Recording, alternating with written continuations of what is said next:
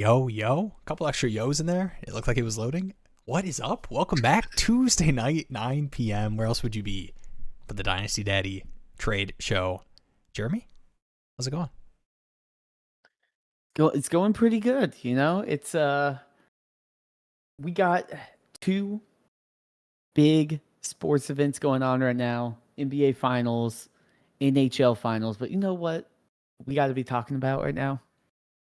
What to do in fantasy football in early June, because that's what the people want. So I'm excited to talk about where's everyone's at with these offseason moves. I feel like it's always hard to find actionable moves to be made in the offseason. A lot of times it is just kind of, well, we'll just wait till August until I need to make these moves. Yeah. So it is interesting. It's kind of the calm before the storm, but it's good to sit back, kind of think about your process, figure out how you want to change going forward, and then start moving in that direction. Yeah, it is nice. Like this is, definitely the calm before the storm, but at least the league has been awoken a little bit, right? I think the rookie draft season, people at least have some semblance of the rookie draft is like Groundhog Day. Yeah. They come out and they see their shadow, they see how many draft picks they have, and then they jump back in. How bad their team looks is how much they'll respond to your trade offers. What's good at Dynasty Jake pre-game crew? Cooper. Boys, how we doing? All right, Dynasty Jake here. If I got a late 27 first on a contender, would you rather buy A.J. Brown? Or I guess it's, are you buying A.J. Brown or Devonta Smith? I was going to kind of treat it as a would you rather.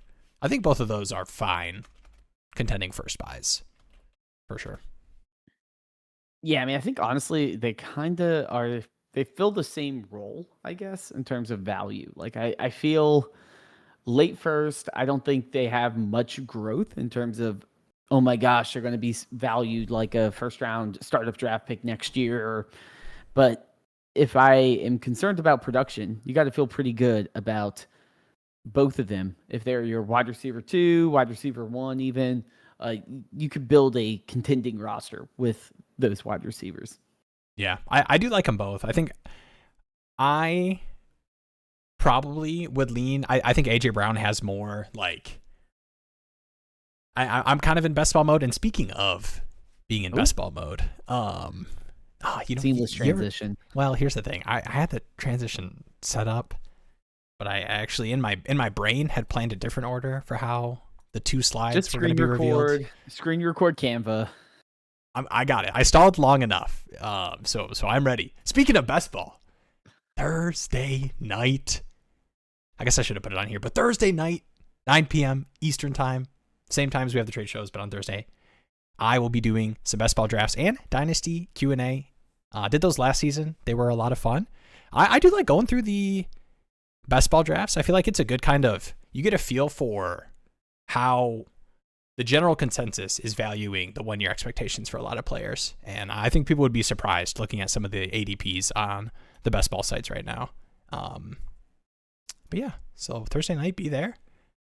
Or not. I do think you can best ball after. Best ball is something where, as someone that's always in the dynasty mindset, when best ball shows up and I see those best ball ADPs, I'm like, who is taking the? It's like redraft ADPs, and it's like, here's the redraft rankings, and you see people saying you need to take this player so high, and I'm like, why would you take Mike Evans that high? And then I have to remember, I don't got to deal with what I do with Mike Evans June 2027. I just need to see what he does this year.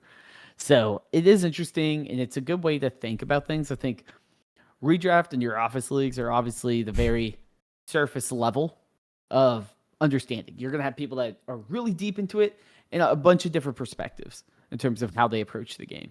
I think Dynasty and Best Ball are two different perspectives that are on the cutting edge of different areas of the game and finding ways to kind of take advantage of things like stacking, which really came through with Best Ball, has helped differentiate your teams, especially when you're on the fence of how do I want to build a team. And it started to trickle more into the Dynasty mindset. And I think, too, you see a lot about Dynasty saying, okay, how do you value situation, long-term outlook, all these things that can help find certain rookies, as well as just general long-term construction around any running back, or any QB on these rosters that could potentially get you some points, and how you want to like handle that with best ball. So it's a fun thing to play around with. And I mean, as the number of leagues I'm in, fortunately / unfortunately grows more and more, I do appreciate those best ball leagues where I'm not constantly having to worry about the bottom levels of my rosters. But that being said, the new league lineup tool on the site is going to help me not have to worry about setting all those lineups. We're killing it with the transitions tonight. I am ready for another transitions. Oh man, I had it ready. We need to get in a startup soon. Oh man, I am glad you asked, or didn't ask but mentioned, because You sure you didn't pay Coop? That was almost seamless, man. Almost seamless. I keep choking with setting up I need to stop getting so excited about the transition and just let it execute itself. Speaking of executing myself, sign up for a Dynasty Daddy League here. We have the Join a Daddy League in the Discord channel. If you go to the main section, right underneath the general chat, Join a Daddy League, the Google form is right there. I have some of the questions there on the right, just like your username on Discord in Sleeper. You have a league safe account. And then right there, what type of league, so what league format would you want to be into? And you can select any, even if you only want to be in one league, just to kind of get a good feel for who wants to be in what kind of format. And then we'll probably, when we have the group of people that want to be, like, we got the best ball, the basic lineup, some people that are more into the unique stuff, we can kind of vote and figure out what would be the best format for everybody in those. So join the Discord, link in the description if you're not in there, and get in those, like me, Jeremy, and Coop Cooper will be. We got 3 old ones, and we got potentially 3 new ones. We'll see. How many? 50 new ones based on how many people join. We will see. But yeah, it should be a good time. We'll have the Daddy League, which I think we got to do something for that one. Yeah, and I definitely all off season. I mentioned it last week, I think, when we were talking about this, but I do want to do a better job this year, especially on the trade shows. We'll definitely do it where we're kind of taking a look at the live startup board that's going through, maybe talking through some of the trades and everything. And we definitely do that still. Like we'll talk about the Alpha, Bravo, and Charlie Daddy trades that come through. What's up, Kondranos? Just made my last rookie draft pick and ready to consume more content like a true June degen. That's what it's all about, man. I will say the content, and this is not like me holding up a mirror or pointing fingers at other people. Content this year just doesn't hit the same with how the 2026 class is like. Okay, we just have 3 interesting wide receivers and Jeremiah Love, and that's kind of it. Maybe Mendoza if you're a believer. But outside of that, you're kind of like we kind of know what to expect with a lot of things. Yeah. It's still like a lot of the game too. Like I think if you looked 3 years ago to now, the resurgence of running backs and things like that, like it's more of a continuation of the trends that we saw last year in terms of large term, long outstanding roster construction strategies. There hasn't been a new way of like, oh, maybe we should digest things differently this way. So I'm looking for 2027, especially that draft class is going to just constantly be giving. Oh yeah, I'm with you. I do think there's a couple of like interesting, like we talked about how like the price, Jadarian Price hype will shake out, and we look at that like kind of startup value wise. And you got some interesting wide receivers, but yeah, I do think it is kind of, now that we're hitting the tail end of the rookie hype, like right after the NFL draft, I do think that people are not excited for these guys. And I will say, Kondranos mentioned the hype train is lame this year. Need Rice to do something stupid again to get more content. I feel like, honestly, I'd be more surprised if it's like Rashid Rice gave away a bunch of money to charity and did some stuff. Like that would be more surprising than like him having some crazy Lime scooter accident or something like that. Jeez. What is up to Walton? McBride for Warren in a 27 late first 10 team PPR start 10 would be trading to the reigning champ who probably repeats. My team is still probably a year away from being a true contender. Does the tight end premium? I mean, I know it's 2 tight ends here, Yeah, but tight end premium probably is something to factor in. I mean, it's a 10-team start 10. So my question here would be, this is a rather shallow league. If it is a start 2 tight ends, I think I need more to move McBride. Because next year McBride is still going to be locked in. If it is start 2 tight ends, I don't know if... Yeah, are you... But even in 1 tight end, I would do that. But just because the value of an elite player in a shallower league. Non-tight end premium. Would you be trying to do a different type of move than down tiering to McBride? Would you try to go like cross positionally or something?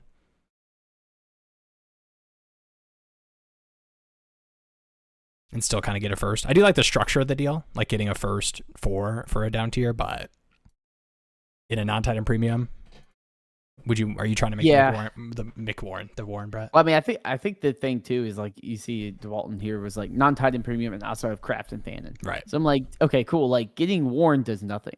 Now if it's like, especially with the market for those guys, if they're not elite. If I'm locking in some sort of, I don't know, trying to think of a decent running back or something like that. If I lock in maybe like ETN or better. Like, what would it be? Yeah, you probably, I mean, with the structure of the team like and Chase Brown. Chase Brown in the late first. The structure of the deal makes it sound like part of the concept would be not expecting to contend, probably a year away from being a true contender. So, I mean, would you try to get up to some of these younger elite receivers in a first? Yeah, I mean, I would take either.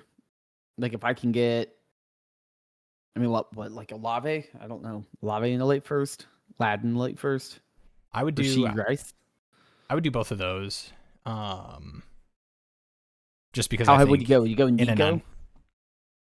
Like I feel like I get age wise not wanting to do Nico. Like if part of the concept is just trying to get a younger piece plus the first. I would do Olave, Ladd, Luther Burden. I don't know if everybody else would. Would you do the like Tyson or Lemon? I probably would, but I'm hesitant to see like how bad is your team. Yeah, I would want to see the team. This is a shallow league. This is a shallow league, and you have decent tight ends, so I feel pretty solid about your ability to flex tight ends.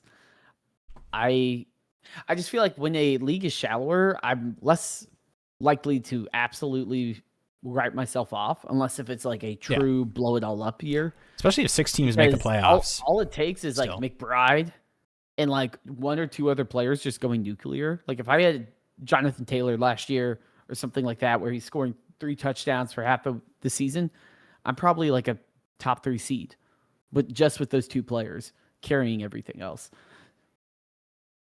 Yeah. The other thing that I do like to throw out, I'm not in any 10-team leagues, but part of the worst case scenario being the 110 in the 27 class makes it a little interesting. A little bit more interesting getting the first. So I'm a little bit more inclined to go a little bit further down wide receiver wise. All right, I am accessing the account right now. DeWalton 8. While you do that, I do see Leave the Race mentioning we do roster reviews. I do full form, like 20-ish minute breakdowns of your roster. There's a form at the top of my site when we're not streaming that you can fill out. It's $50, but I do a 25-ish minutes. If you just want a brief look on the stream, we also do that as well, and that is free. It's probably easiest to post in the live stream Ask channel in the Discord, but we can also do it through the YouTube chat as well. If you send us, like DeWalton did, your sleeper username or your league ID, we can certainly take a look at any questions you have there. And that's the nice part too of the June rush. People are on vacation. People are watching hockey. Streams aren't as constant with all the chat messages of different trades because it's not draft season. So we can definitely hit those. Yeah. What's the thing with like, the perfect teacher to student ratio? Is that a bad 1 analogy? to 400. I'm really trying to work on I feel like your analogy game is so good. I've been let's just move on, guys. DeWalton, that's all I got. That's all I here. got. That's all I got, man. That's all I got. DeWalton's team here. So you got the improv and all the graphics. This team, I don't think this team's a year away from competing. Like three starting quarterbacks. Bucky, Tootin, David Montgomery. You only have to start 2. I think you got to open up the Tootin card, man. You got to open up the Tootin sleeper thing because I saw them tweet out that Tootin was looking real fast. Tootin was looking really good.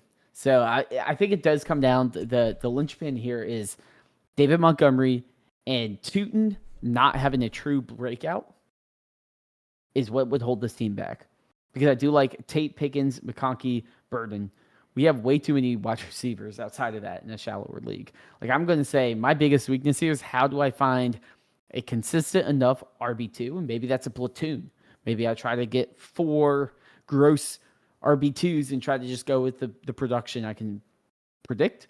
Or do I try to trade like a Burden or something to try to answer that RB2 question? But I think once you slot in like a Travis A-Chain or someone like that, this team would be team has 327 playoff team.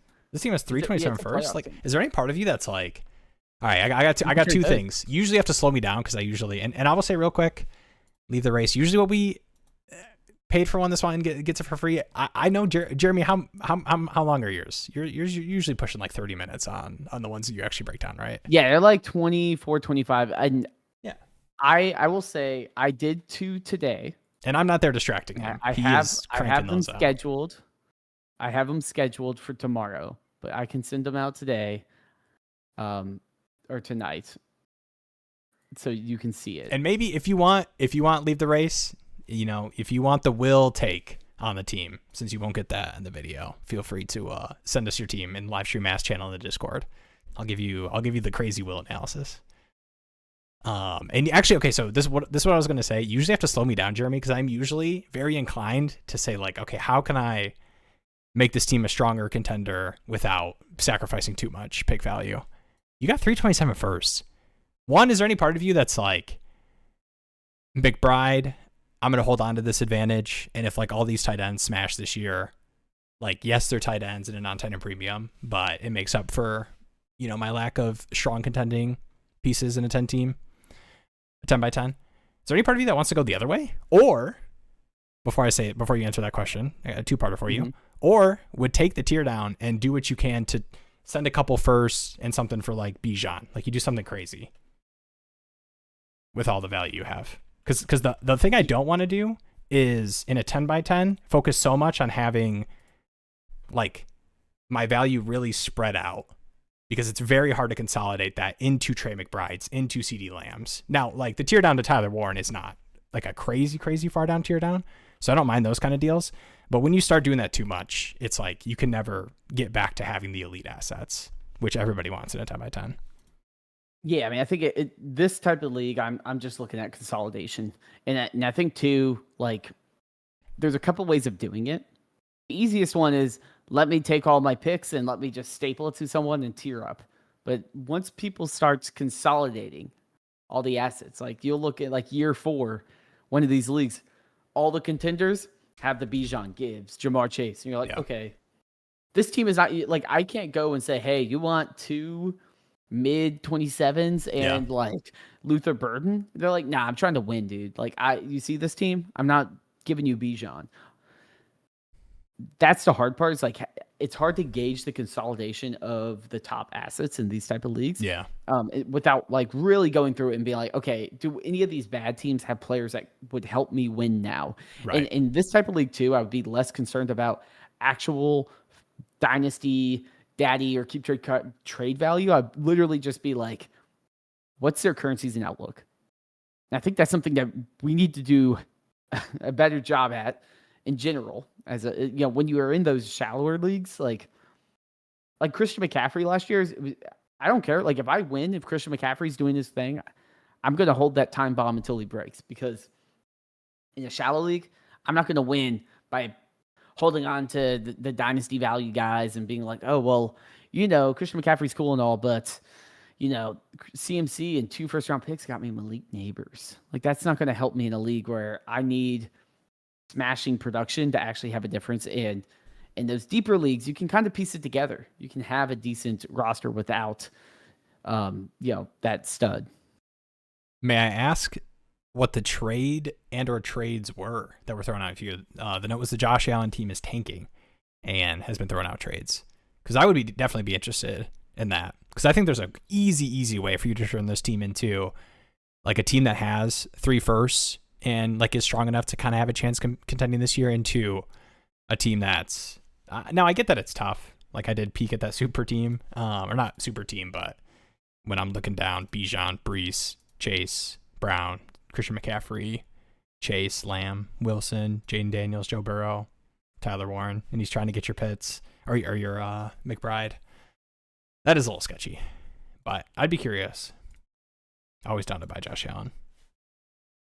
Yeah, I just get hesitant in a 10-team league. I think the only thing I would get hesitant about is pushing in too much of your value in firsts to get Josh Allen on like a team that's still probably not top 2. But I think if there's a way to do that without, and it's like you're giving him, Cam Ward and Tate and something. Yeah, I would rather go for a running back. Yeah, that's fair. And I would rather have the upside be, hey, why not both? Tate hits, and he's my flex. Let me check this real quick. Out. Oh, okay. Not Braylon Allen. Okay, not Keenan Allen. My bad. Jeremiah Love. They have JT. Like, is there a way? JT and Derrick Henry. Is there a way to? I mean, would you use 2 firsts plus like Cam Ward and Tate and something and see if you can get Josh Allen and JT? Is that crazy? I mean, that would have to be like one hell of an offer. All right, let me do this real quick and then we'll move. Okay. Tate, Ward, and the 3 ones for Josh Allen and JT. Wow. I was about to start literally typing in something along those lines. I think for me to do something like that, I would need to be getting Derrick Henry as well. And I think that would kind of be like, come on, dude, like you're giving me Josh Allen and JT. Like you can move off of Derrick Henry to get this deal done. I do think if you countered with Tate, Ward, and 3 firsts for Allen, Taylor, and Derrick Henry, I think that would be a pretty reasonable offer. And the nice part too is like I think this is giving totally up fair. your 27. You'd be giving up your 27, but you're not giving up like your 29. Right? Like you're sending away 3 first-round picks, but it's not. I'm sending away 3 first-round picks, and I don't have a first-round pick till 2030, which is something that makes it a lot easier. Now, since you have all those picks, all you're taking is 1 year of these are my first-round picks. It's Josh Allen, Jonathan Taylor, Derrick Henry. My team's a wagon. Tootin's like my 5th round, or like my 2nd flex guy, my 3rd flex guy. If he hits, that's great. I have another guy that I can, add to my rotation. Yeah. But yeah, I mean, I think that would be a deal that I would consider, because again, in a shallow league, and I would have to sit there. I don't know how all these picks are valued, but if some of them are early upside, that's something you had to factor in. But if all of them are like mid to late, I know it's a 10-team league, so like a late is still like the 110, but it's hard to say, hey man, like Josh Allen, Jonathan Taylor, Derrick Henry, like you would have a pretty solid lineup going forward there. And to like, man, this kind of buy, I know it feels like a lot. Like you see 3 firsts being moved, one of them being your own. Cam Ward, who I like Tate, who you just drafted, in probably the top 3 picks of the rookie draft. I get it feels like a lot, but dude, the 2-year window you get contending wise with Josh Allen, JT, and Henry, not to mention the 3-4 more years of elite Josh Allen you'll get on top of that in a 10 by 10. Like those deals don't come around where people are willing to move, 2 first round redraft picks, and a second, third turn redraft pick right now in Derrick Henry. Yeah. For a couple of firsts and, a disappointing rookie quarterback and a wide receiver for that disappointing rookie quarterback, who I like, but just in the grand scheme of a 10 by 10. Well, I mean, I'll be too. Like, getting any value for Ward, and I will say, I mean, in that trade, you're not getting a ton, but getting any sort of value for Ward in a 10-team Superflex is probably worth it, because he would have to not only be really good, but he would have to be like a top 6 quarterback to actually matter in that format. Yeah. All right, let's go a little lightning mode here. Back to D. Walton here. This is extra lightning mode. Also, what's a realistic price you would pay if you want to take a shot on Jonathan Brooks? Unless you want to do the Jonathan Brooks analysis breakdown of the Where are we at? I do love where are we at the hype also being in this like kind of mist of like he got that like rest day too, which is like so normal for NFL players, especially ones returning from major injuries. But it was kind of like a funny reminder of like that being in the back of people's minds of the injury fears with the receiving back hype, the Canales hype. He's currently valued on Dynasty Daddy around the 203, and in KeepTradeCut he's valued around the 201. That being said, I know this class is such a funny both up 15%. So it's like, would I take Jonathan Brooks over Jonah Coleman or Antonio Williams? I don't think it's a terrible bet. Like, we know the Panthers have a decent-ish offensive line. They did lose Icky, but we saw what Rico could do. We saw Chuba still be somewhat productive. I do think there could be a path, and like at that price, I wouldn't mind taking it. It's when it gets a little bit more than that, I'm just not. Like, I still feel like people are like, he kind of has that rookie veneer of like, well, like, we haven't seen him, and he could be really good. Yeah, but he also has had multiple catastrophic knee injuries. So, and I mean, I'm hesitant to like do anything crazy. Like, sure, I'll send the 203 for him, but I'm not going to be like, oh, like I'll send the 108 for him or something. Like, let me buy into him when he's actually producing and all of that, and I actually need his production.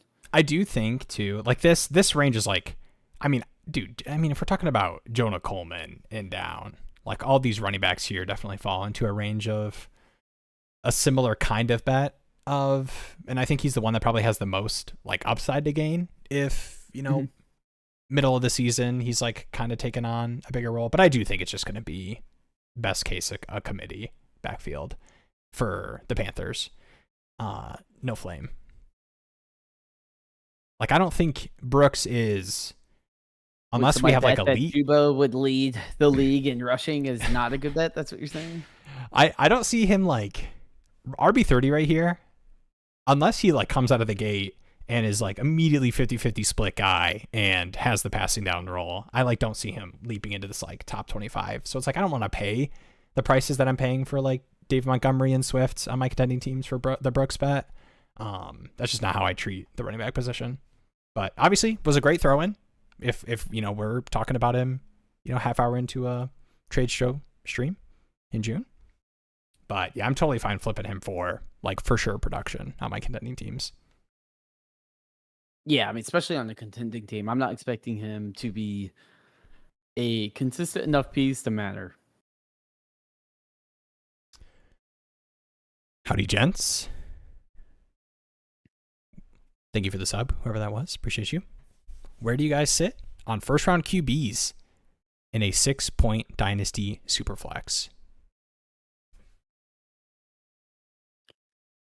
Does having that 6-point superflex, does that change a lot for you when it comes to quarterbacks? Because I think my current approach in most like boilerplate leagues is like you have the Josh Allen, Drake May, Lamar Jackson, and probably like a Jaden Daniels that go. And maybe someone takes like a Joe Burrow or something late first.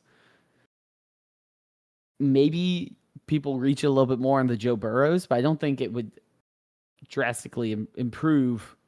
And I assume this is it startup draft? That's what I'm doing right now mentally. I've already started the. I assumed it was that, not just like, hey, any quarterback I could trade for a first round pick, because I do think obviously there's a lot. Like I think you could say, hey, would you send a late first round pick for Jared Goff? And I could be like, yeah, I could see there being a reason for you to do that based on like how the league's built out. But on the quarterbacks that are in the startup drafts, I think we are at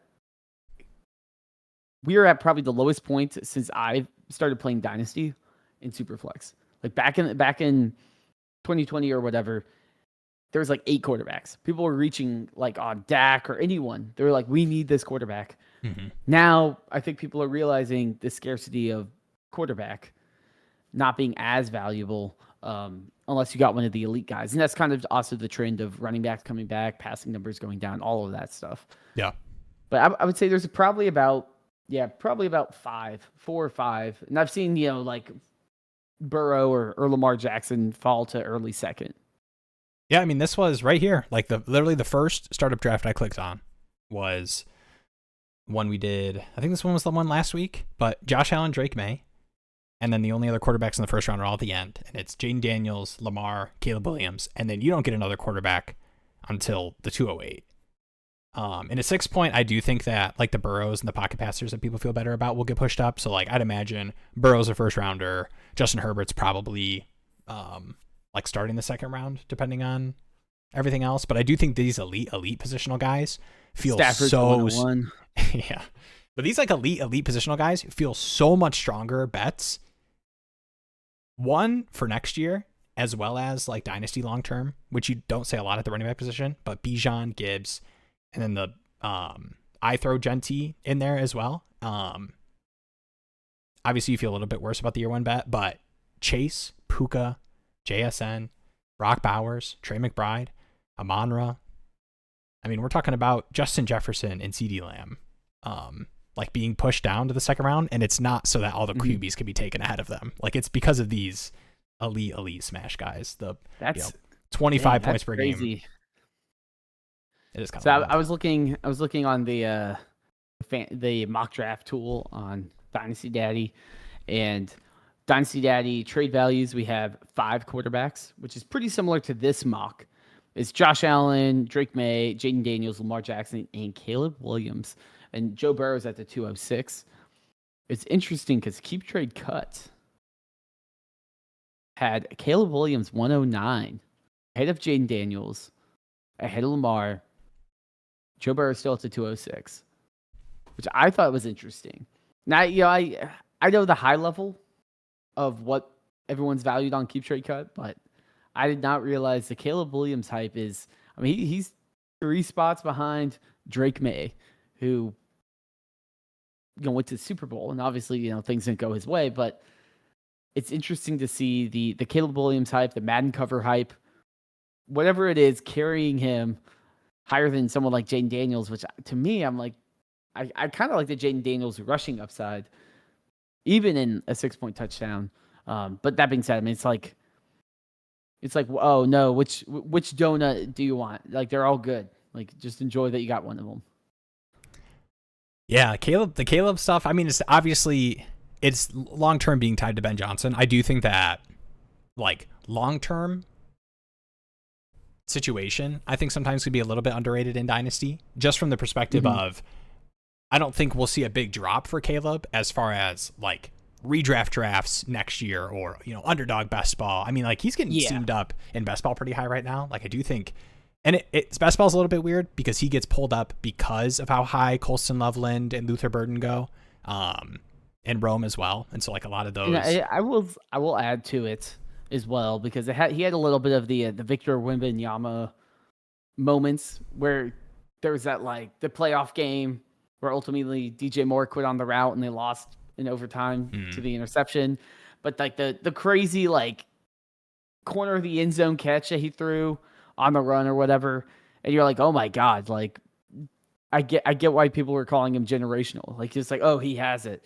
Like I do see those flashes, and that's what excites me about him as a prospect. Now I don't know if the consistency's there, but for fantasy football, Interceptions aren't a huge issue anyway. So, yeah, I mean, I would probably take a lot of these guys over him just based on the scarcity because there's a lot of guys after him that I feel pretty good about. You're So still like the going Amon Lamar. Ra, You're still going yeah, Lamar over him, Burrow over him. Yeah.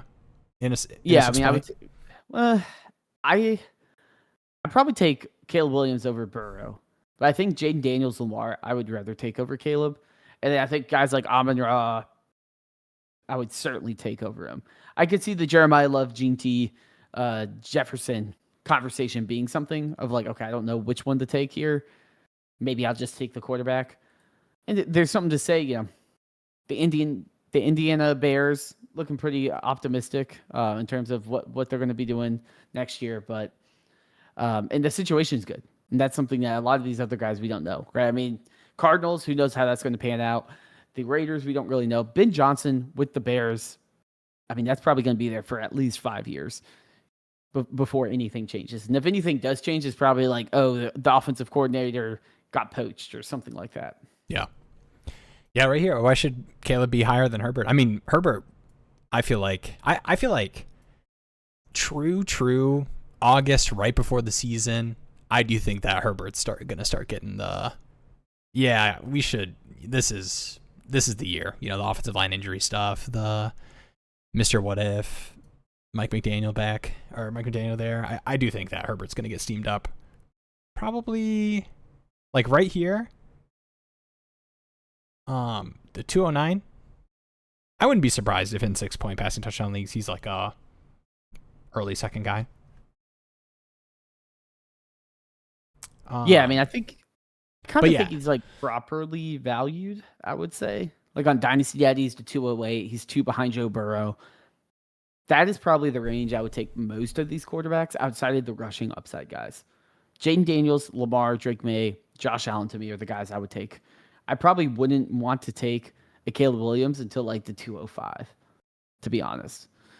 And I do agree. I think they're pretty close. I will tell you the biggest argument on why you would take Caleb Williams is he is 4 years younger and he's tied to an offensive-minded head coach, whereas like Josh McDaniels, we don't really know how long he'll be there.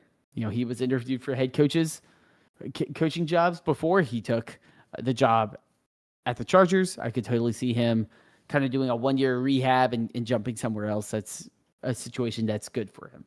So, and then what happens when he leaves and we're like, oh crap, like we're back to a Greg Roman offense or something dysfunctional. And I think ultimately like Herbert's been dealt with unlucky situations with a lot of the injuries, offensive tackles going down last year. Early in the season, that offense was looking phenomenal. But with all that said, I mean, next year he'll be staring down 29, 30, and quarterbacks do age more gracefully. But it is something where dynasty minds, you want to have the guy that's under 25 and lighting it up, or you got to be putting up Josh Allen numbers or something like that to be valued highly. All right. 10 by 10. What's up, Cooper? This is a home league. I want to set that up. Super League home league. Young team, but top 3 contender holding 327 first.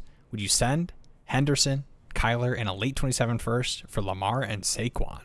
Value seems good for me, but does it make sense for my team? As a top 3 contender, you have 327 first, which makes me a lot more inclined to do these kind of lose a little value, but I don't even know how much value you're losing on this one. Lamar? Dude, I'm taking this.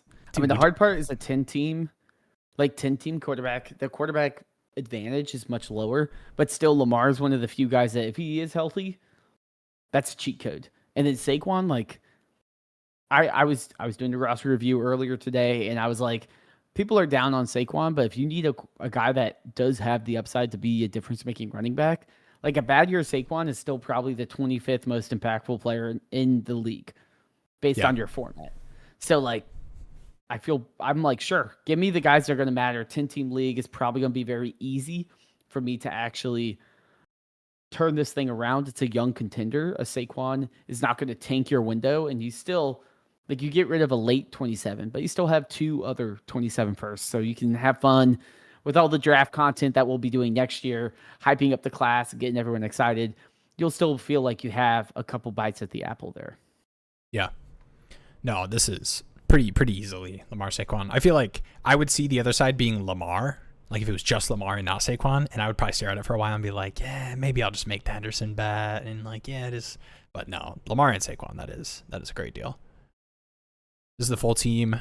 We can quick check. So you would now have Daniels, Lamar, Willis, then Jeremiah Love, Saquon, Chase Brown, JSN, Neighbors, Jefferson, Burden, Loveland. Yeah, I mean, this is 100%. And you still have 227 first after this. Yeah, and that's perfect for whatever comes with running backs. In a 10-team league, I'll be honest, Henderson is awesome, has his awesome weeks, but nothing will kill a week quicker than when you have Henderson put up one of those like stinkers. And you need a little bit of consistency in a shallow league like this with that high upside, which is obviously like, well, duh. You want the guy that's consistent and scores a lot of points. But in a shallow league, if you have the Gabe Davis, I always use him as the example. If you have the guy that scores 30 and then when you start him, he gets 2 points, that's going to kill a week for you. And I will say, I do want to just back to the Caleb conversation. I do agree with you, Sean, that third on KeepTradeCut is insane. I do think he's around Caleb Williams. Yeah.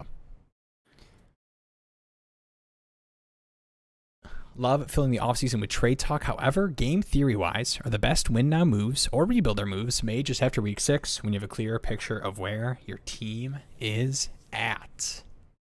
I'm going to take the easy part on the rebuilder side and say that the one thing that is nice about deciding early, especially I think for the 27 class, is making sure that you're first as early as possible. So the max points 4. Like I think back to how I was like, man, okay, it's going to sound funny, but Gus Edwards, you should have been able to easily get a third for, for multiple seasons, 3-4 years ago. And I remember having Gus Edwards on a tanking team. I got him as a throw, and I was like, man, come on, guys, somebody give me third. Come on, 4-third swap, somebody. And I was like, no, dude, I just have to sell this guy for like 20, 30 fat. And I ended up doing that. And like those kind of deals feel gross, but that is hurting you way more than a 3rd-4th swap will help you when you're rostering any running back that can give you carries and touches and touchdowns. So that is the one side. Just expand on the.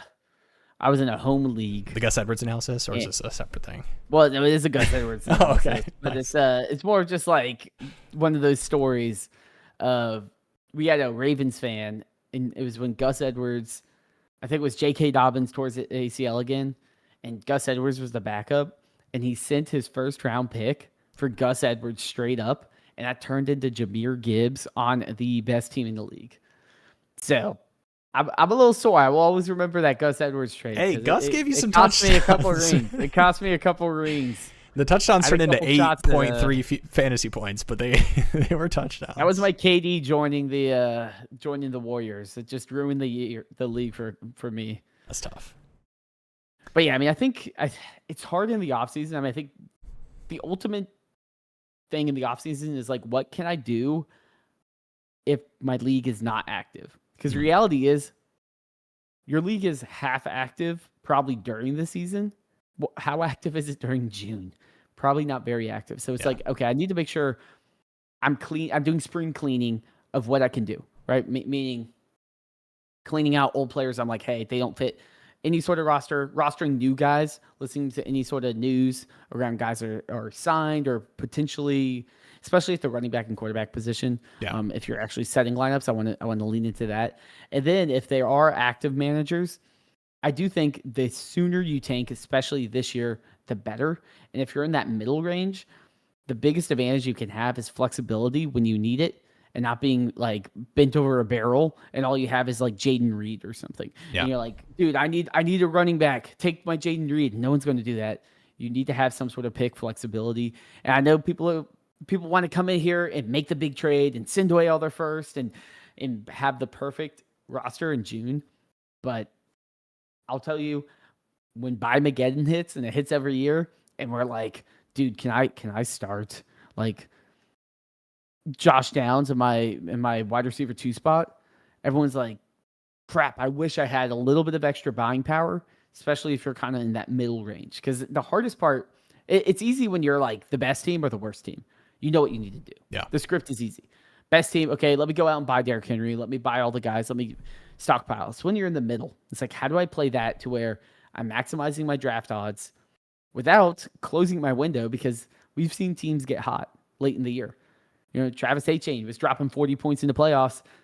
Things happen. I want to make sure I can at least get in. And a lot of these leagues, too, have top 3 payout. So if I get in and all I got to do is like win 2 games, 2 out of 3 to get my money back, I want to make sure I'm not closing the door unnecessarily. Yeah.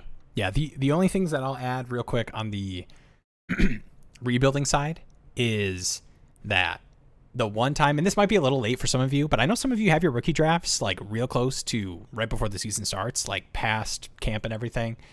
But rookie draft time, I think whenever it happens, is like the perfect, okay, my league is active enough, because I know we all know our rosters and we go on Dynasty Daddy and we're very familiar with our teams. I could tell you, all my leagues that won last year, exactly who was on all of them. Some of these people open up their phones and they're like, oh, damn, I got Jamar Chase on this team. Let's go. Some people are like checking in only rookie draft and in season. They'll make their dynasty trades, but then right when the season ends, that app is deleted off the phone. So I think rookie draft time is the one time where everybody's at least doing the analysis of like, what's my starting lineup going to look like on this team? And then that's when you can kind of throw in, here's my Mike Evans, he's on the Niners. And then you start talking through people, filling out their wide receiver 3 spots that you then can turn into second round picks for your tanking team. And the last thing I'll add is that tanking, especially for 27, is going to be so massive. Like, we literally will do tank analyses of other teams in the league and talk about like how important it is for you to trade away your Jonathan Brooks or, whatever, like these running backs that like, yes, you want to cash out the good prices for, in season, like should they hit, but a lot of times it just makes more sense to just get that off your roster if you can get good enough value. Yeah, and I'll add one other thing too. It's like, if you want to, the hard part is like understanding the market and like when is a good time to actually make a move. And one little thing I like to do, I mean, you can do it on the trade database page with like the bubble chart, but sometimes I like to do it like just on like any player page. If you go to like the trade section and look at the trade volume for just a generic player, not one that's in the news, not the AJ Brown post Patriots trade or something like that, but you could see the general trades in terms of like every player kind of peaks in volume at certain times. Meaning, hey, like for example, 35 days ago was draft season and a bunch of players were getting traded. That was probably a good time where a lot of these managers that might just be downloading Sleeper again and pulling up their phone and looking at this stuff are like, oh, wow, I do have this player. That's the time to strike when you've had, and then when it's going down, like right now, this is the time where you kind of plan and say, okay, these are the deals I want to make, but either the person needs to be a degen like me, or I have to find the perfect window to actually send these trades. And that's another thing I say, especially in the offseason, is like, a lot of times you don't need to make this trade right now. And in the offseason, especially as a rebuilder, like the most valuable time you can flip those Gus Edwards or whatever is when the team needs that production.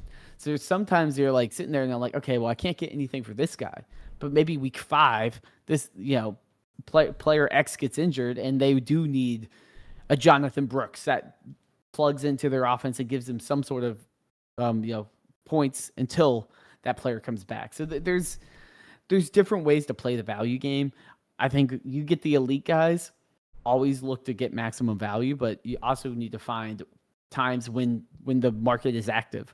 And the easiest way to do that, I think, is just track the volume of trades and be like, okay, we're peaking in terms of the number of trades hitting the trade database right now. Probably means this is the time where I can kind of go around and market. Hey, do you want Lamar Jackson? Will you pay me X amount for Lamar Jackson? Because if only one person's responding, then unfortunately you only have one potential buyer. Yeah. I ended up going the other way on one of my tanking teams because nobody would give me good Lamar value. So I said, F it. You guys can have my 27 first. I'll just cash out my 3rd place on this team. Best part of my Tuesday, 2 of the best Baja Blasters. Wow, thank you. The Baja Blast boys. 5K 5K stream is we chug a Baja Blast. Chug a Baja Blast, dang. That was my first alcoholic drink I ever had in my life was Baja Blast adjacent. I had Baja Blast Freeze. Was it at a Taco Bell cantina? No, it was in my basement after I went to the grocery store and Taco Bell. They opened up at college. It was like junior year or something. They opened up a Taco Bell cantina where it was just Taco Bell, but then they would also sell in a college town. Yeah, they would sell like spiked. Dang.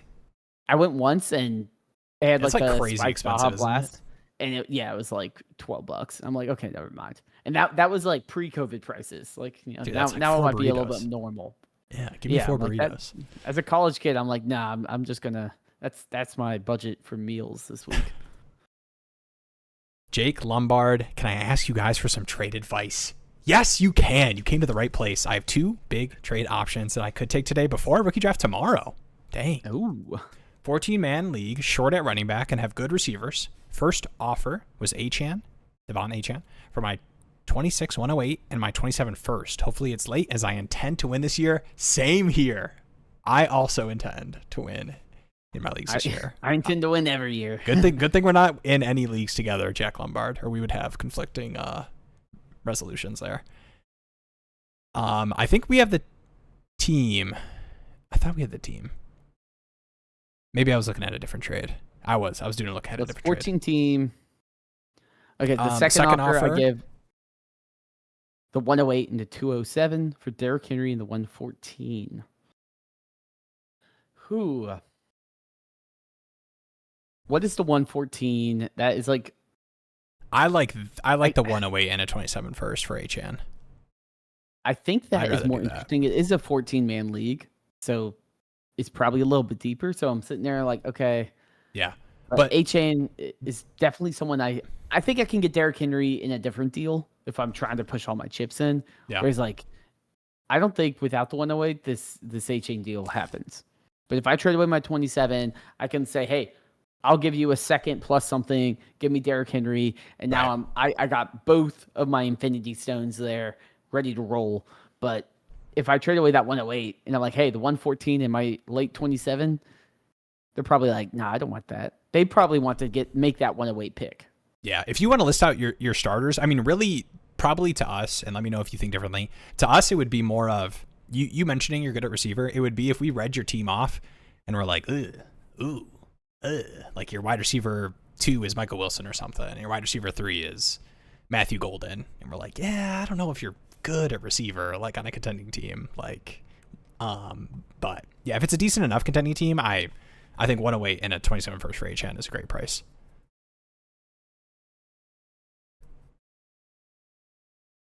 So feel free to list off your starters if you want, but I think we're both going to be in on that trade. Yeah, I mean, I think both those deals favor you pretty strong. What's up, Sean? FC Cole traded for Malik Willis, a 28 third and 29 third for Stafford and a 27 third. Who won? I'm a really good drafter. Let's go. Those third round picks, all Puka Nacuas. Would you consider yourself a good drafter? Like if you were talking to somebody and you were listing off your skills as a dynasty manager, how high would good drafter be? I would not say I'm a drafter. In terms of skill, I don't want to like discount it because I think there is a potential. I'm just kidding. To me, I don't. I feel like in order to be a good drafter, I need to like really watch film, and I also need to like pick. It's like people when you talk about like a GM, like they talk about how the Spurs were constructed, and it's like you had 3 lottery picks, and you just like you took Victor Wembanyama. Like that's not being a good drafter. That's just having the number 1 overall pick in a loaded draft. You know, so like to me, it's like, am I getting great value in these later rounds that's actually hitting my lineup? That's really hard to do. And part of me is like, if I pick Gadsden one year, or I pick Isaiah Pacheco or whatever, I feel like I'm like, oh, I'm a good drafter. But it's like, what about all the other picks I've taken that are just, Jalen Polk's riding on my taxi squad and things like that. So it's hard for me to define what a good drafter is. I think ultimately a good drafter in Dynasty is someone that's I think format knows specific. when to trade up. Yeah, and also knows how to lean into the format that they presented. Yeah, I think draft adjacent. I think I am better at, because I trade my picks all the time, man. But I think, better at knowing what the max value is for certain picks, like in a specific league. So to me, it's like, in my certain shallow leagues or whatever, it's like, these third, second swaps that I do, or, trading, seconds and thirds away from players willy-nilly, or like tacking on to get deals done. To me, it's like, I've seen what you guys, buy for second round picks, and I know the value. I don't know if I would say I'm a good drafter. Being a good drafter also impacts, I think, startups more. I think it's honestly hard. Like, you look at last year's third round of a draft, and I'm like, there might be like 2 players. It's probably like Harold Fannin and like maybe one running back that has some sort of upside that you're like, oh, that's maybe interesting. Like, so it's hard to even say, like, are you a bad drafter, or is it just like the odds? It's like, are you good at playing the lottery or not? With all that being said, I think I'm taking the Malik Willis side. I do like Stafford a lot, but even in an MVP season, like how far off he was from, the QB 12, I think I'll take the upside of, you get the extension, but I'll take the upside of the rushing quarterback. That's going to get, I think, 3-year leash. Yeah, no, I agree. I think this is a great deal for you, to be honest. Pick up extra picks. And even though like a 27 third has that shine to it, 28, 29, that gives me picks I can trade for players when I need it. And Malik Willis, Stafford, like, who cares? Like, to me, I'm like, it's still a starting quarterback. Willis is younger. If Willis hits, I could get a guy that has a much longer leash, rushing upside. Like you said, to me, I think the fact that I got a plus on top of Willis to get off of Stafford is kind of surprising. So I think that's a good deal. I missed this one, but how can I access that mock? If you were talking about the Dynasty Daddy mock draft page that we were looking at, the one I pulled up was just I think one from last week. But let me know. Yeah, I will say the so I can get you both. Dynasty Daddy one. If you log into a league, it will pull in your actual draft, whether it's a completed one, in progress, or pre-draft. If you don't have a league logged in, it will just do a random startup draft, and you can like modify it on the sidebar. So that's kind of what we were looking at when going over some of the quarterbacks. Yeah. Also, startup is at the end of June. Would love to see Dynasty Daddy there. Would really bring the vibes up for a new league. Are you aware or familiar with the Dynasty Jake startup? I'm not. I don't know if this is we review it, or it's I make a IRL. I think he's picking you up at sometime the end of June. I guess it's a date. Live draft at Panther Stadium. All right, what's the name of Panther Stadium? Now I feel disrespectful. Bank of America is. Bank of America. My bad. The coolest stadium name. Come on, Bank of America. Ford Field. It's the vault. Ford Field is. Ford Field too is so cool because I guess Bank of America has a presence, like their headquarters are in Charlotte, but Ford in Detroit is like. Is there a company that like is tied to a city more than Ford is to Detroit? Let me know. Anybody else got something that's tied to your city? I know the bank. Come on, man. We had Comerica Park. That was the number Tigers. 3 finance city in America. Come on. I do like the Little Caesars Arena. That's Red Wings Arena. What's the Pelicans one? Is the Smoothie King Arena? Yeah, that's a good one. Dang, I just got a flashback to the celebration when the Pelicans got the Anthony Davis pick. Man, shout out to Anthony Davis. You know what pisses me off? I'm a Hornets fan. The Pelicans have haunted me. First, they take our team. They have CP3 in his prime.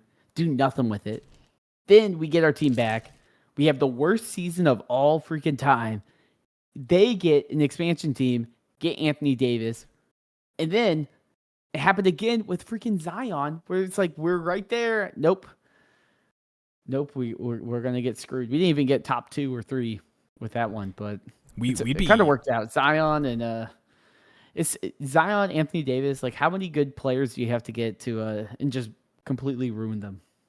If we did the complaining about the NBA draft That's true. lottery Be mad at MJ. He did have all the awful players. and from a Pistons fan too. I could go back through all the freaking having the best chances you do to have get the the first LeBron overall draft. pick. Yeah, dude. Could Seeing have the had D-Wade, Carmelo. Yeah, man. Carmelo on that the defending champ roster would have been something too. I mean, that was like the one thing they needed. No, we needed that. We needed that. You needed that tall European guy. I mean, honestly, that works out now. It's whenever you get a foreign guy. Yeah, we were ahead of the time. We just You're ahead of the game. Had the wrong player. We're drafting Giannis before Giannis existed. No, we drafted Kelly Olynyk. Is what we drafted. All right. We got Malik Monk over, what was it, Donovan Mitchell. That one hurt. Oh, I do love Donovan Mitchell. Even watching him beat my Stones, You ever try to do a pickup move? Anybody in the chat? You ever try to see an NBA player do something? You try to do a pickup, and you elbow somebody in the face. No, I tried to do the, his like rip where he but I hadn't done it before, and the guy he moved with me too much and moved into my elbow, so kind of on him. Honestly. So you TK'd him? No, I'm not that strong. I'm not that strong of elbows. Okay. Not yet. Once you go through the gym transformation, dude, all right. We're probably like 4 sidetracks deep, and I should click on another thing. We're letting the comments go in. Dude, we did lightning mode. Yeah, good call. I'm questionable to return to my pickup. I played it with a new group last week, 2 weeks ago actually, and there was a guy who definitely played football, like all through high school and college, and definitely not basketball. And he went for a rebound that I kind of had. I had my arm out, and he dipped his shoulder into my ribs, and I'm still feeling it 2 weeks later. I had to tell somebody about that. I've been carrying this on my own. That's brave of you. Wish me luck. I lifted a bag of dog food and pulled my back, and it's been off and on for a month and a half. Dang. I was curious about what pains and aches do the chat have right now? Yeah, let us know, guys. Let us know. Top your most recent pain you felt in your body. Let's hear it. Native Cam Erican. Would y'all trade Achane? And if so, for who? I'm top 2 in my league. 12 teams start 8. Standard scoring, single quarterback. 2 running backs, 2 wide receivers, and a flex. Love, Genty, Achane, Swift, JSN, Nico, Ladd, Moore, Bowers. Man. I don't think I'm trading Achane. Yeah, I mean, it would if I'm be trading like anyone. It'd be like Ladd. Like, can I tear up off of Ladd? Yeah, and even that, what are you trying to do? Staple like Ladd and Moore together to get a more elite receiver? Yeah, it's like, what can I do with that? Maybe a first Ladd, because this team should be pretty good. You do have to start 3, but I wouldn't mind stapling DJ Moore and Ladd together and seeing how high I can get. Yeah, if I can get someone a little bit more consistent. I mean, Ladd might break out. So yeah, but I do feel like it's a very shallow league. I mean, so it's like I need to get a guy that's absolutely going to smash. Yeah, but I don't mind holding. I mean, you can start 3 running backs, and at that level, I always want to be starting Love, Genty, Achane. Mm-hmm. This is a sick team though. JSN, Nico, Ladd, Bowers, single quarterback. I do always see these. This is not me being a hater, but I always see these start 8 teams, like the shallow leagues, and I'm always like, oh man, these teams are loaded, and I realize like, oh, it's more shallow, so it's like, like there's less players to go around. We gotta, man, and we for sure for the startup leagues, we're at least gonna go 12 by 10 I think that's what we did for the other ones. Like, I'm so down for 12 by 11, 12 by 12s. Like, don't you guys like want hitting on these terrible rookies to matter? Like that you would actually flex some of them, maybe. I like to put all my eggs in one basket and just have like JSN be elite, and then if I call that, then I win. I just want all my analysis to be, well, there's only 8 starters, so just staple all your good players together for a great one. Well, that's where it's like, if you can find one of those values, if you just stumble into Javonte Williams early in the year or JSN last year where his ADP was much lower than it is now, I mean, that tips the scales significantly, and that's a reason why, I mean, even someone like Ladd, where it's like Ladd is kind of going in JSN range last year. If he has a crazy breakout, which I don't think he'll have a JSN breakout, but if he does have a similar-ish breakout, that changes the whole league. And it's a big reason why in these shallow leagues, I don't want to truly commit to tanking unless I'm literally like, my RB1's David Montgomery. Like, I need, if it's a team of like a bunch of young, interesting players, like all it takes is 1 or 2 of those guys putting up elite numbers, and I can piece together a winning team. Yeah. We'll see what the Chargers do if they bring back Keenan Allen. There is a world where the Kolar signing immediately in free agency, getting David Njoku, the Gadsden breakout, that the Chargers are a team that does some of the heavy personnel, like 2 wide receiver stuff, and Hampton time. And it's Ladd, it's Ladd target share versus, QJ / Trey Harris and Gadsden and Njoku. And if it's not 3rd and Keenan that he has to fight with, I'm down. I need you to talk me off a ledge. Always. Because the wide receiver I feel the best about for the Chargers is QJ. And I don't know if I'm just taking crazy pills. I think QJ's a good. Price is very low. Yeah, I think he's a good he dominated last year. And he, especially, them loading up, like he's going to be the field stretcher. And we saw that he could do that last year. Yeah. I think my thing is Ladd. I think Ladd is faster than QJ, right? Can I get I know QJ is very fast. Can I get a check from somebody? I don't have a fast checker. You don't have the Quentin Johnston Raz button on your computer? QJ or Ladd you do faster? No. Okay.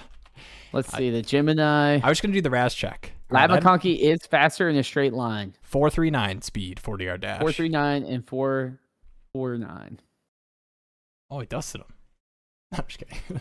Those are both very fast 40s. Damn.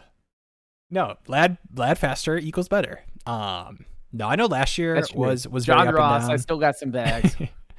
But I think I think I'm excited for this offense all around.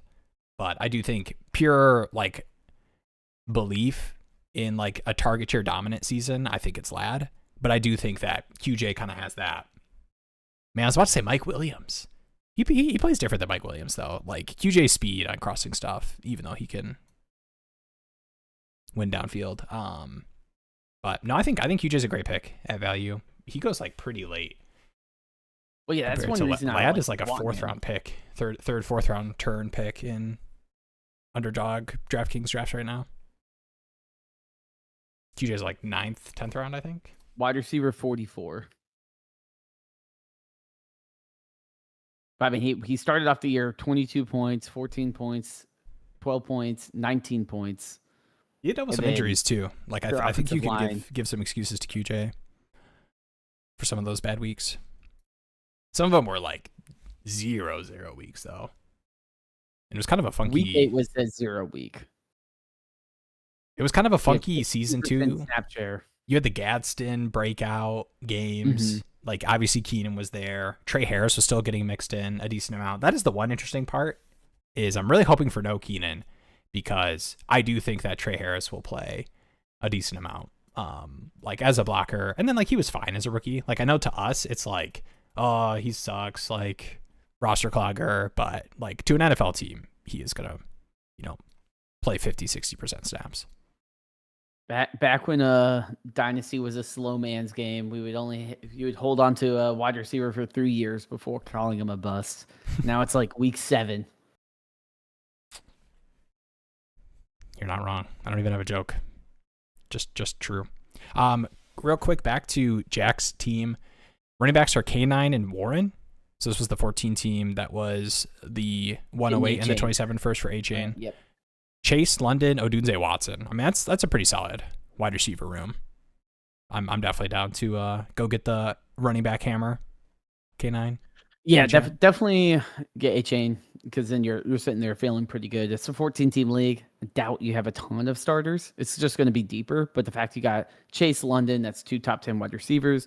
The Odunze, Watson upside. You got 4 games of Watson before he gets hurt will be good. Yeah. And then you got K9 and A-Chain. And I wouldn't even mind, like, if you're sitting there and like, hey, like, can I get the Derrick Henry as well with maybe a different package? And the 108 too, like, man, like that could easily be a player that does not matter for your roster at all, even if it's KC, who I like a lot in terms of, pushing in your first to get difference making running back, even though people are down on the Dolphins. Tootin and JMO or Tyson in a 28 second. Tootin and JMO. Do you need to know the format for this one? Like, do you know how many starters for you to take the Tootin JMO side? I'm probably taking Tootin and JMO. I think I am, because I have a hard time, and JMO is a weird one for me, but I have a hard time seeing an outcome for Tyson that is a lot better than JMO. And that 28 seconds just so far away. I think Tootin just has such a good path to be something this year that I'm optimistic that I can at least get more than a 28 second. Just Tootin alone. Yeah, the Tootin profile is really good. Like that that kind of like big play upside, like Travion has as well. Like getting weeks off of that, and I think the like hype that'll build around that, especially with the Chris Rodriguez foot injury stuff. Yeah, that's just like if he gets consistent workload, even if it is like more the boom bust stuff, as long as he gets enough touches where I'm like, okay, I can start him and he might get me 8 points or 30. That's all I need. Mm-hmm. Like it's Zach Charbonnet or Kenneth Walker in one. Like I'll take that. But I don't want to have the Henderson or RJ Harvey, to throw in another name, type weeks where it's like, we'll have like 3 bad weeks and it'll just drop 30 points. And you're like, well, like how am I going to know when that 30-point bomb is going to come? Yeah. All right. And then this next one here, Parker Washington and Jonathan Brooks, or Stowers, Jonah Coleman and Emmett Johnson in a 28 third in a 2 tight end premium league. 2 tight end premium. I was pretty easily going to take the Washington Brooks side, but the 2 tight end premium does make it somewhat interesting. Yeah, I'm curious what the tight end premium is, right? Like, is it like full PPR but 0.25 or 0.5? But if we're starting to get to a little bit more towards like, I'm reading it as a full. I'm reading as a full on top of, so like a PPR and then I was thinking 2 tight end, but yeah, I think I would just probably go Stowers here, just the format. And I know Coleman and Emmett Johnson are guys that we like compared to Brooks and Washington right now, but all it takes is like 2 games and like a coach speak thing, and all of a sudden we are like, oh, Jonah Coleman's the next guy. Like, those values are very fickle. I'm not going to overinvest in those. To me, Stowers is a huge piece, 2nd round tight end, double tight end premium. I'm making the format bet here. I do like the structure of the deal. Getting like surrounding the Stowers bet with just some like running back darts and getting the third 2. I think I'm going to take the Parker Washington Brooks side. Wow, we just made a trade on stream. I think I'm getting off-season hyped. If anybody has Parker Washington and they're like, I need to sell high on this guy, hit my DMs up. I do not have a lot of Parker Washington, and I'm starting to believe someone could fleece me for Parker Washington, like not a 1st round pick, but. Oh, you're saying like you trading for Parker Washington? Yeah. I get the hype. I'm not going full Josh Downs hype last year. Yeah.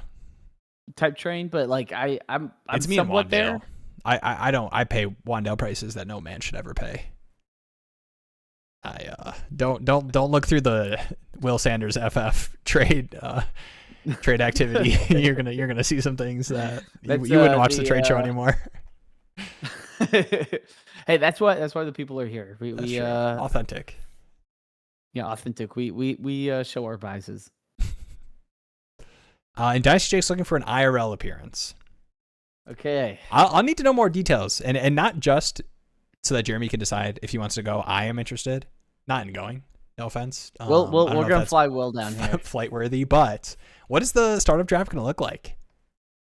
IRL. Are you guys doing it all like flight worthy? One sit down? Is it like I'm kind of stressed. Or someone's apartment? My home league, we did do our startup draft in a night, and it was very much like so many of the guys were very, very new to Dynasty, and the like 8-hour timer, every pick can be traded, I think was a little stressful. So we did it all one night. New to Dynasty take is like, don't trade your picks. Like act like it's a normal league, and then you have your team. Yeah. Like you can't royally screw up your team. Right. If you don't trade away your future picks. Might have something crazy happen, and you're like, oh, if I would have moved my first, I would have done that. But yeah, lost. I mean, that's like when you go on Reddit and someone's like, oh my God, I made like $4 million on Micron stock or something. And it's like, oh man, if I had a time machine and bought, if I bought Apple stock back in the 1990s, like I could be super rich now. It's like, yeah, well, like that's just called luck. Yeah. You like, sure. Like I wish I drafted JSN last year and I didn't. So like, like it doesn't mean that it's like, don't mess up. Right. When you start, you don't want to it's like when you drive, you don't want to just throw someone on the highway and be like, okay, figure it out. Everyone's going 70, driving in Charlotte. Some people are going the opposite way. You got to figure it out. Try to get off on exit 3A and all this chaos. Like you start them in a school parking lot and you're like, okay, just go around slowly. You got to warm them into it without, giving them all the bells and whistles. I love this one. What foreign NBA player did you guys believe in for no reason? Who's your Mario? I like that. Man, I always want to use this time to talk about Ricky Rubio, and it is not for no reason. Classic. I always get sad when people toss in the Ricky Rubio thing with the draft, like where he went, because I just feel like that's not fair to the. He went ahead of Steph Curry, and Steph Curry was going crazy. Yeah, obviously in hindsight is bad, but Ricky Rubio was a freak. I mean, the Pistons. I had a bachelor party a month or so ago, and we had this exact conversation of Ricky Rubio, and then we pulled up Ricky Rubio highlights, and so good. Everyone needs to do that. Go watch some Ricky Rubio highlights. Sometimes it's just simple to be a guy. He just they're like, hey honey, what did you do at the bachelor party? Yeah, we just sat in a circle and watched Ricky Rubio highlights, and then did a drinking game to the 2012 Bobcats versus Lakers. I love Ricky. The foreign thing. I want to think of somebody. All right. I mean, it just has to. I have to say it. Unfortunately, the answer does have to be Killian Hayes. Oh yeah. I unfortunately. Oh man. Why don't you do you have one in mind? I need to read you I need to search the name Killian Hayes on my Twitter and just read one. I was always intrigued with Thon Maker. He was just such a weird player.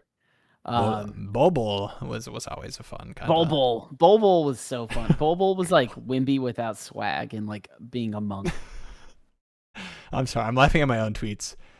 The Killian Hayes paradox. This is in 2023. The Killian Hayes paradox is that he is good until you start to think he is good. And that is if you go through kind of good. If you go through the Killian Hayes game logs, you'll see even when the past couple of seasons when Kate was out, it's like, dang, Killian had 24, 7 assists, a couple steals. Dang, let's go, Killian. Next game, 0 for 9, 4 turnovers. Oh God, send him to the G League.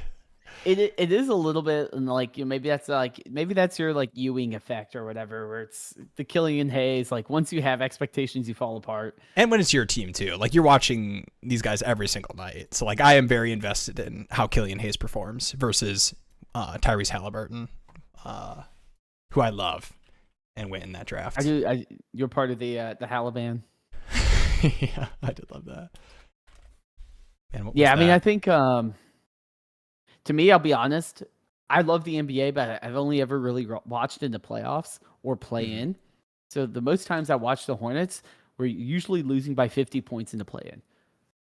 Or if I go in person, but I've only been to like 6 games or so. Taco Fall is a good one. I will. I remember in college, it was the round of 32. It was the Duke Zion team with RJ Barrett and Reddish and Zion against Taco Fall. And everyone's like, dude, these are like 2 giant players. Like, and I mean, they lost, I think, on the last bucket. I remember it being super close because I was in college at NC State, so the buzz was crazy. Like, I was like, State went over the Cameron indoor, which is like Duke State or Arena or whatever. And I was like trying to see, like, can I buy a ticket? Like, can I get in here? Because I was like, I need to see Zion if I can. I do wish that was the year they went to PNC because it'd been a lot easier. I went to a NBA Summer League in Vegas. This was when the first year I was going to be a NBA fantasy content guy, and got to watch Asar Thompson be like the most athletic guy in the gym by like a country mile, but also not be able to hit a 15-footer. Frankie Smokes. And then you said, "Hey, I'm going to go back to football." I would love Asar to play corner for the Lions. That would be huge. It would just be more athletic Sauce Gardner. Okay. Oh yeah, I missed this one. I'm going to butcher this name, but isn't that the guy that the Portland Trailblazers drafted? That people are like, he's like the Asian Giannis, or is that a different guy I'm thinking of? Yeah, Not Giannis, Asian Jokic. Yes, I think so. He's in last year's draft. He's big. Wait, no, this is an older guy. Is he? Yeah, this is like mid 2000s.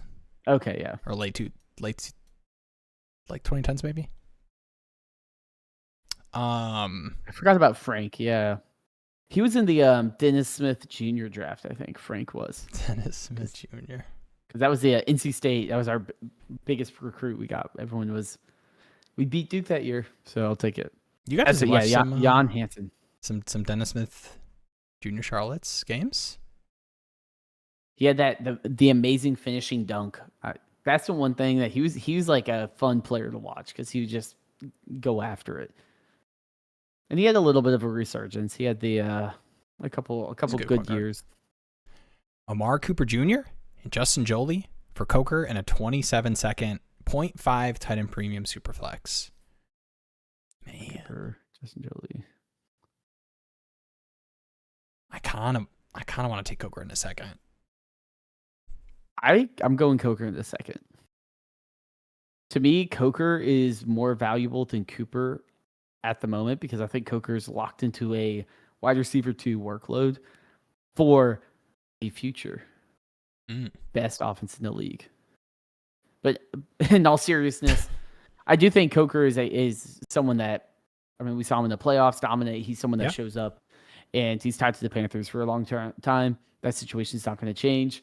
To me, the second round pick too is like if I'm making the bet and we're gonna have the like Omar Cooper versus Coker dynasty value debate. If it's like, dude, if you're just giving me a second, and like, I mean, I'll take Justin Joly in my tight end premium drafts, but a second round pick every day of the week and twice on Sunday, especially 0.5 tight end premium. I'm not like, oh my gosh, Joly has crazy upside. I still want to lean into wide receiver production. And it comes down to, okay, Omar Cooper, Coker, it's kind of a wash. Like I lean Coker side. The extra second definitely tips the scales.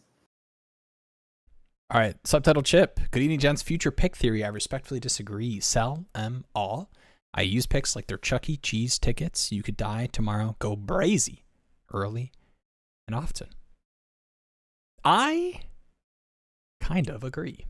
To me, I am not a like... Jeremy does have to stop me sometimes. We're taking a look at rosters, and I'm like, okay, could we push in? And I usually only bring it up when they have like 2 firsts, where I'm like, okay, you got a little wiggle room to play with, or you could hold on to another one and move your own kind of deal if you got like a pretty strong contending team. But I do find myself, especially in my shallow leagues, when I can't use players to consolidate, like a lot of times you have to use the first because the first is the mystery box that could be an elite player. And if teams will let me as a contender use my first to consolidate, I do that a lot. And I do think it is the one trade that I think has like the widest range of opinion in like shallower leagues. Like for me, I traded a 27 first and the 107 or 108 for Olave. And I think a lot of people would see that and be like, dang, like 2 firsts for Olave, like, and one of them's in 2027. But to me, it was just like, I'll just take the elite player. Like I would hope that my 27 late first plus my 108 could turn into an Olave level producer. I will say there's the lame answer is I'm nuanced with it. Yeah. Because I do agree with you in the sense of like shallow leagues or on a team with the contender, I do want to bet on myself. And it's the best way to say, hey, I want to keep building on top of this good roster I already have. So I don't mind you saying, hey, 108, I'm probably going to be 108 or more if I'm making this trade. Let me trade my future pick as well. The thing with the picks, though, is we are talking about them in June, and they are the insurance policy on your car, right? Like they are, if the tree falls through your house, what fixes, what's going to actually help pay for that thing. And that's what that first round pick is. And I don't want to give that up now. I'm not scared to trade first round picks if I'm going for it, but I also don't want to sit here and say, let me try to read the future and be like, I don't need to insure my house. I only need to insure my car. That's the only thing that's going to get hurt. But what if my house catches on fire and all I'll have is an extra car? Like, to me, I'm like, I need to make sure I have the flexibility to go whatever way I need to when the injury or whatever happens. But I do agree, contenders, you should sell your picks. The only time I would not do it is if there's a potential of, like, if there's a top team, like the top couple teams are really consolidated and super strong. And I'm like sitting there and I'm like, I don't think I could ever trade away my first round picks and like catch these guys. Yeah. So I'm like, how do I get another elite player? Is probably going to be, okay, I need to lean into the draft and try to do like kind of an OKC thing of like, well, I'm not catching Golden State. I'm not catching prime LeBron. Let me just hoard all these picks. And then eventually once I start catching some elite players, then I have this giant treasure chest of picks I can trade or just continue to hold. And while it's a slow burn, eventually that team will tip where everyone's like, how do we even compete with this team? Because there's so much value in the future and so much value on the roster now. That's win now, but also young. Like something like a Bijan Robinson versus a Derrick Henry. Like I can keep trying to flip them for AJ Brown for 2 first-round picks or something. But if I can say, hey, I already got Bijan and I have, the 105 in next year's draft class, that's going to let me get a ton of shots on goal in terms of the amount of seasons I can be in the playoffs and make noise. For sure. And then is Coker tied to Carolina for long term? I thought he had a weird contract thing this season. Future was in question. I think he had the is the restricted or like the exclusive rights unrestricted, one, yeah, where it's just for this year. They're not letting him go though. Yeah, and I think so. I do think 2027 he is a free agent, but there's no way he leaves. Especially with, them kind of whatever, miss it on Leggett, and we'll see what the season looks like. But I mean, if he has a solid year and is healthy this year, like he's getting some sort of extension there for sure. Yeah. I mean, I do agree. Like, I don't think he's tied there long term currently, but trust me, around the org, around the culture, Dynasty Jake can tell you, there's no way we're letting Coker go. I mean, people probably like Coker more than they like Ted. Holy Cross legend. 10-team league QBs are Lamar and Stroud. Move Stroud and my 1 for Jackson Dart. I don't value QB in a 10-man league, but worried about getting Dart without a QB3. Man. Would you move Dynasty Stroud Jake, in a 1 for Lamar in a 10-man? Dynasty Jake, I need you to set the gun down and walk away. CJ Stroud's perfectly fine in a 10-man league. Especially as QB2. You already have Lamar. If it's 12-team, if it's 14-team, maybe we can have a conversation. This is one where it's like, please step away from the vehicle. Like, put your hands up. Like, do not open the sleeper app and press send. This is fine. If you want to send your first round pick, listen to what I said before. Maybe it's something you do during the season once you know what your problems are, or do it for a position that matters, which based on this league is probably not quarterback, because a 10-man league, like there's 32 starting quarterbacks every single week, and you're only starting 20 in a 10-team Superflex league. So there's so many quarterbacks that are available starting that you can go trade for that are going to be perfectly fine. Yeah. And it's too, like, the one thing I didn't mention when we talked about my willingness to push in first and shallower leagues is the types of deals that you push in those first four. And I do think, like, I would prefer to try to use my first to, like, upgrade a skill position or something, because it is hard to do that. Yeah, or if you're going up crazy. Like, if you go up to, like, a Jane Daniels type, then I'd be like, sure, you do that. But I don't know if Dart is up to that level. Cokers fans are called Coke Heads. I loved the Coke Heads nickname. Coke Heads. And then I saw that one thing about his mom not liking it. Can somebody verify that? Is that true? I don't imagine that his mom would like it, but not that Jalen Coker's mom is watching the Dynasty Daddy trade show Tuesday night at 9 p.m. Eastern time. She will. She might be. But maybe she's going to get into Dynasty. Maybe she'll pick it up, you know? Her son's an awesome football player. Well-respected franchise. I love this. Hey, love you too. I couldn't find anything on Google, so I think we're good. Okay, nice. Let's go. Shout out to all my cokeheads. Fellas, in a 16 by 11 Superflex 2 PPR, 10 and premium, I have MHJ, 27 second, and got Devontae Adams in a mid 27 first. Dynasty Daddy has that as 8th in contender rankings. Traded that 27 first, my 28 second, and a 27 fourth for Ibuka. So you turned MHJ, we'll just say MHJ and a fourth for Devontae Adams and Ibuka. Wow. 16 by 11 too. So, like, being able to turn that into two reasonable assets is pretty sick. 16 by 11 is super deep. Yeah. Yeah, I love that. Banger. Yeah, you still got your 28. I love that. Or you have another 27 because you got that from the trade. I will say, like, the Ibuka one, there's ups and downs. Like, we don't know what the Ibuka, Jalen McMillan, all that will look like. But the Marvin Harrison Jr. trade is phenomenal. I mean, that is a perfect deal when you have these questionable players that still hold value. Because, like, think about, like, a Jalen Waddle back in the day. I mean, Jalen Waddle hit crazy amounts of value when he was hitting, and then he crashed. But it took a long time before people were like, I'm never sending a first for Jalen Waddle. Right. And sure, Marvin Harrison Jr. could have that JSN breakout. But how many wide receivers could have that JSN breakout that don't have that? There's a lot. So being able to bet against that, Devontae Adams, a first-round pick, and then you said, hey, cool, I got a first-round pick. Now I can use another first-round pick to go place a bet on a player that I believe in more in Emeka Egbuka than Marvin Harrison Jr. Yeah, and I mean, in terms of, like, I mean, Dynasty is a long, long game. So, like, the Marv conversation is not going to be done for, you know, obviously 6-7 years. But we're going to have it every week. Yeah, for the next 7 years. But to your expectations, man, Devontae Adams on a contender, like, what's his situation? Rams and Stafford tied to, and then, like, Ibuka with Baker,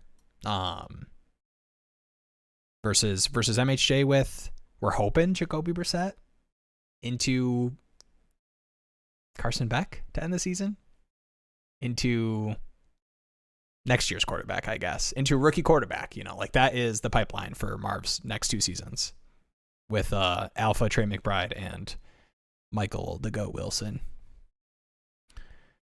He has Michael Puka Adams role. Yeah, Michael Puka Nakua Wilson. Yeah.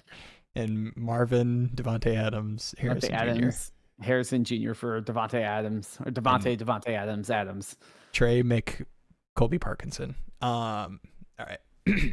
Dynasty PPR, 10 and premium. What's up, Catherine?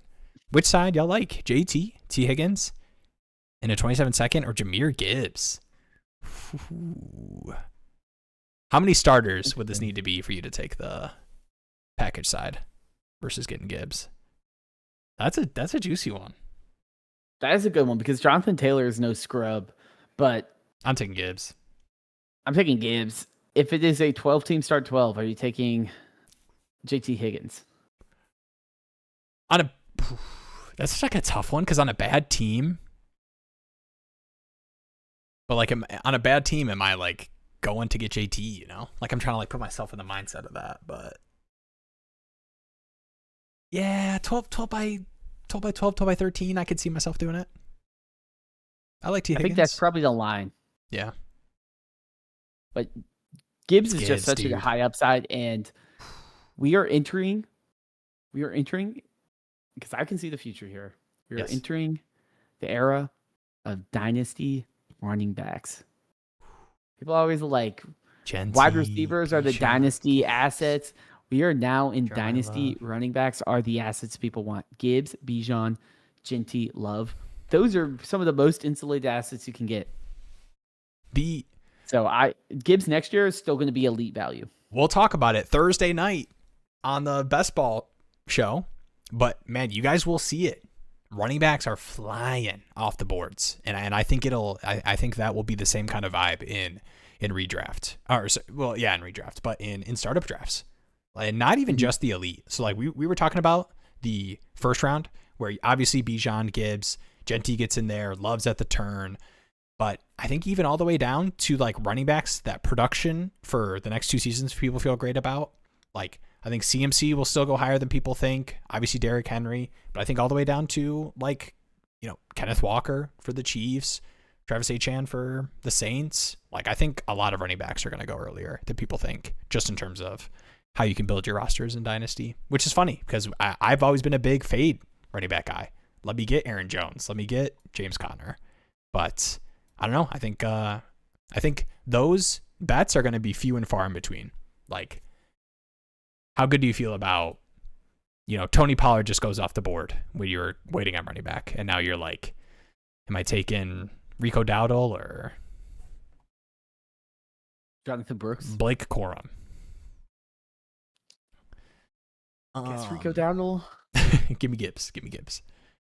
Thanks for the advice, lads. Good luck with your teams this year. Also, leave my boy Watson alone. He's going to play full season this year for sure. I pray. Hey, I will say, when I read that, I said pretty strong wide receiver room. This says Christian Watson was wide receiver 4 on this one. Watson's a wide receiver 1 in Green Bay. Hey, you just got paid. Chase, London, and Dunze Watson. What's up, Birds Builds? The Watson thing is kind of interesting, too. Not to like turn this into a Christian Watson thing, but do you remember all the stuff about he was seeing that specialist about the, like, you know what I'm talking about? Whenever a player sees a specialist, it's either really good or really bad. Like, it's like CMC does the stem cell thing and then has next year where you're like, he did some German stem cell thing and is now comes back and carries the ball 300 times. Or it's like, you know, Aaron Rodgers going to see the pyramids and seeing some specialists for the darkness retreat. Like, what the hell is going on there? He had it was like the hamstring symmetry. He had a biomechanical testing to discover a 20% muscle strength imbalance in his right and left legs. And they think that had to do with a lot of his hamstring injuries. That's crazy. Yeah, I mean, it makes sense. I mean, he has absurd amounts of hamstring injuries. Yeah. And then I also see that he got some vision correction, LASIK, to improve his on-field vision. Who needs to Jameis out a lot? Yeah, who do we need to give LASIK to? Well, I remember Jameis got that, and I remember there was like an off-season, like people are like, dude, Jameis minus like 20 interceptions. It's this year, man. He never lost the gusto. QB2. Dude, that 30 for 30 season. It's funny calling it a 30 for 30 season because it sounds like a documentary, but I'm listing out his passing touchdowns and interceptions. That was an insane year. I just remember having Jameis on fantasy teams and watching him throw in a pick 6 and being like, hey, that's all good. We get the ball back. Like, go get a touchdown on this one. Keep alternating them. I get more points for the touchdowns. Let's go, Jameis. Except for the leagues that punish the pick sixes. But yeah. Yeah, that's true. What is up, Tyler? 10 teams start 8. Thoughts on trading 2 mid 27 seconds and Keon Coleman for Rice? Yeah. As many seconds as they want. They can have all of your seconds for your entire life. Send them an edible arrangement or something. Like be like, thank you. This one is like, and this is just the perfect. Like, if that doesn't work out, dude. Like, if Rice gets suspended for the rest of his career, it's like, great. That guy got 2 seconds in a 10x8 and Keon Coleman. Like, you're gonna be good. Keon Coleman's like a year away from becoming a Twitch streamer. So like, Keon Coleman is to remember that guy. Basically got him for free. I actually do think he had that one good intro press conference. I think Keon Coleman will give you like 3 of the sickest touchdown catches this year. But I think he is unfortunately on the Tesla spectrum. The Cam Newton and not the Stephon Diggs spectrum. The Cam Newton quote or whatever. Oh god. That's gonna haunt them forever. That's one of the clips I've only seen in meme format and never actually in actual. You're supposed to be number 1. Yeah. But you're playing like a bum. That team is so that 2015 Panthers is weird because like Greg Olsen is doing like play-by-play. Cam Newton is like becoming like the next Stephen A. Smith, and Luke Kuechly randomly shows up for like random press things, and I'm just like, okay, awesome like analysis of a clip or something. It's just weird that this like one team has produced like a bunch of media figures. It's just an odd. It's like if like the 2021 Phoenix Suns had a bunch of color commentators in 2 years. Yeah. Went to one of my fantasy leagues, even in his 30 for 30. Dude, he was slinging that thing. He was. What's up, fellas? What's up, Nick? Shout out to Nick Take Jake. How we feeling? I want to get the State of the Union. Like, obviously, 2-0. Feel great. Did you buy a ticket? That's the real question. Ooh, did you sneak in? I want this to go 7. I'm rooting for your Knicks, Nick. But Nick Take Jake. But I don't know, man. Anytime I talk to somebody about the series, I always am just like, oh, I do like the Spurs though. Like, I love watching. Harper's fun. Harper's sick, man. Harper has like some moments where I'm like, oh my goodness. Game 3, I was locked in so much because I just wanted a series. Like I was like, if it goes 3-0, then it's like, do I even need to watch? Like even if they win, it's like kind of over. But now it's like, okay, we got a series. It's interesting. The whole atmosphere of Game 3 was just an interesting spectacle. Like the New York, everyone having to get there super early. All the drama of it was just fun to watch too. We got the breakdown here. No tickets. I'm in the city. Knicks need to get back to team ball. Need to play through Cat. Must win Game 4. Yeah, Cat. They really weren't going to Cat a lot, and not even just like Cat do his aggressive. Let me barrel through 7-4 French man, but even just like what he can do for the other guys. Like I feel like the first 2 games, the Knicks got so many of those good like corner looks from the secondary guys. Yeah, I mean, I think all 3 games have basically been 50-50s in terms of like both teams have been up by like double digits in both games, and like they both end very close on a certain possession or something like that. And it's kind of just all of them end up being kind of rock fights. It feels like where like Game 3, it's like, can anyone score? And like Castle came up with that huge 3-point shot and the 2 free throws. And, we had Fox also finish it off. And it's like they actually showed up. Game 2, Wemby pass off the back of Castle. Castle was nowhere to be seen on offense pretty much through Game 1 and Game 2. So it's kind of like who's going to show up. I do wonder, like, if the Cat consistency is going to be kind of the story of the game. Because like Game 1, Game 2, Cat just was kind of like the motor when Brunson was struggling a little bit. And then Brunson kind of turned it on Q4. of game 1, and then game 2 he got That was like hot a a little bit. business analysis breakdown. Q4. Yeah, really, I guess yeah. really Q4, delivered. yeah. That's that. If we look at Brunson's KPIs, but yeah, I mean, I just think it's kind of like. Are you in for the Spurs? Like 250-50s. I know you were. I lean Spurs, because I grew up as kind of a Braun hater. I don't know why, but I think it was natural. A Pistons fan being a LeBron hater too, a little bit. What got me in the game was the Garnett trade to the Celtics, and everyone's freaking out. And I had some family from Boston, and I was like, oh, like, what is this?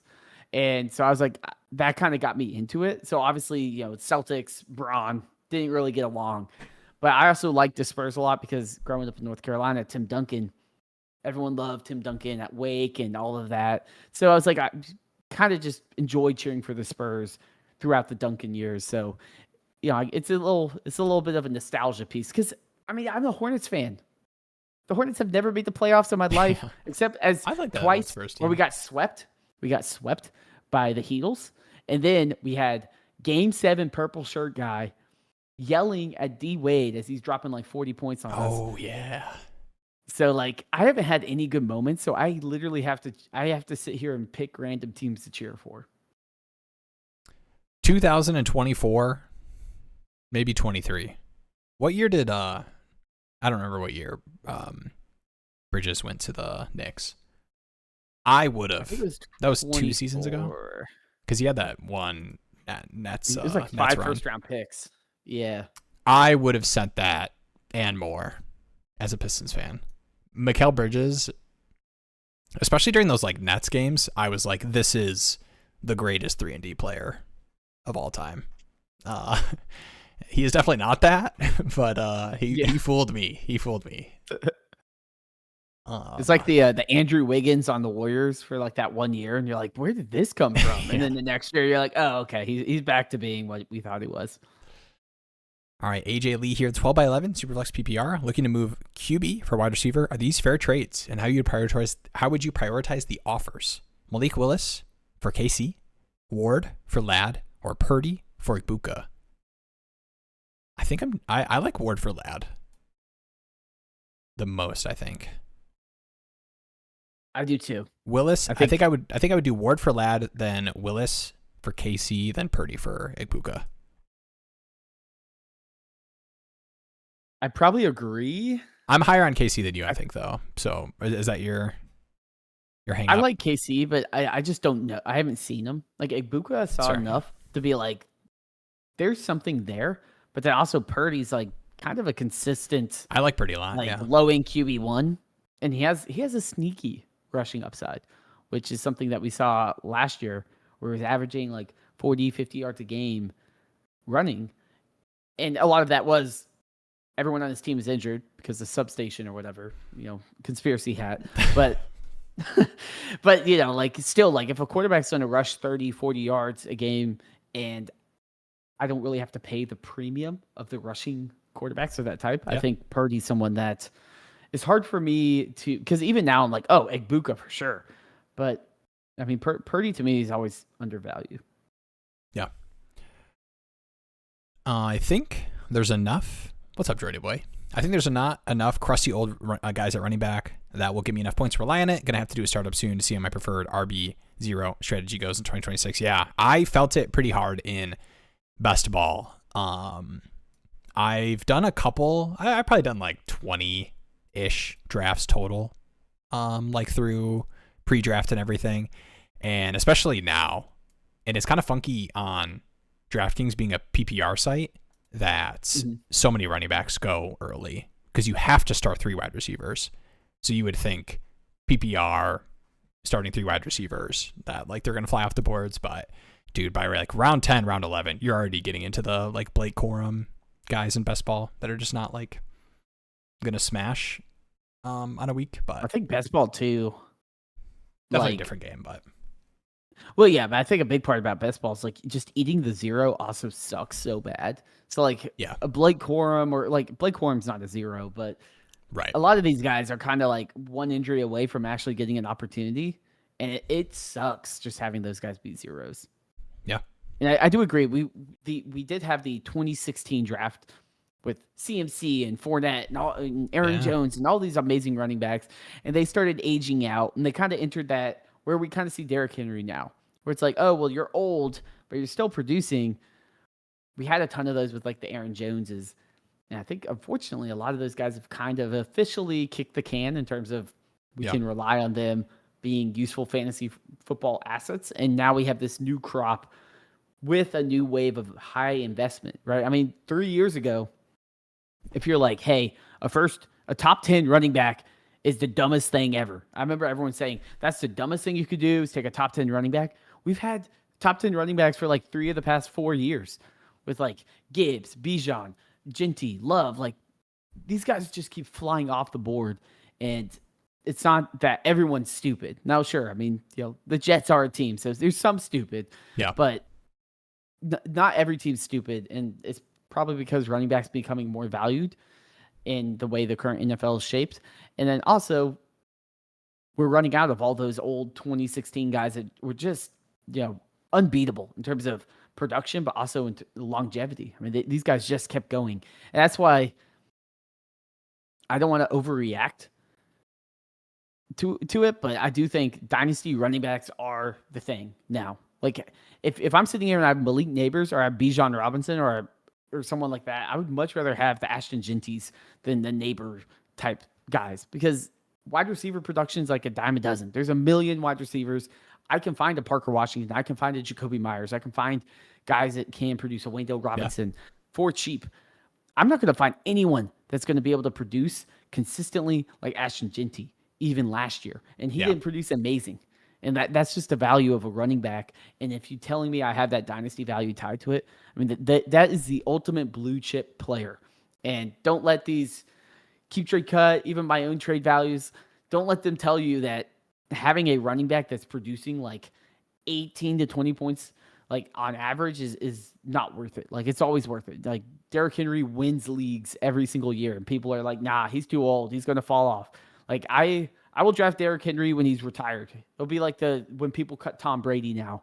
Like, I'm going to have Derrick Henry on my roster just in case. Yeah, I agree. And two, I think even looking at some of these, like that kind of like dead zone running back feeling that people still feel good about.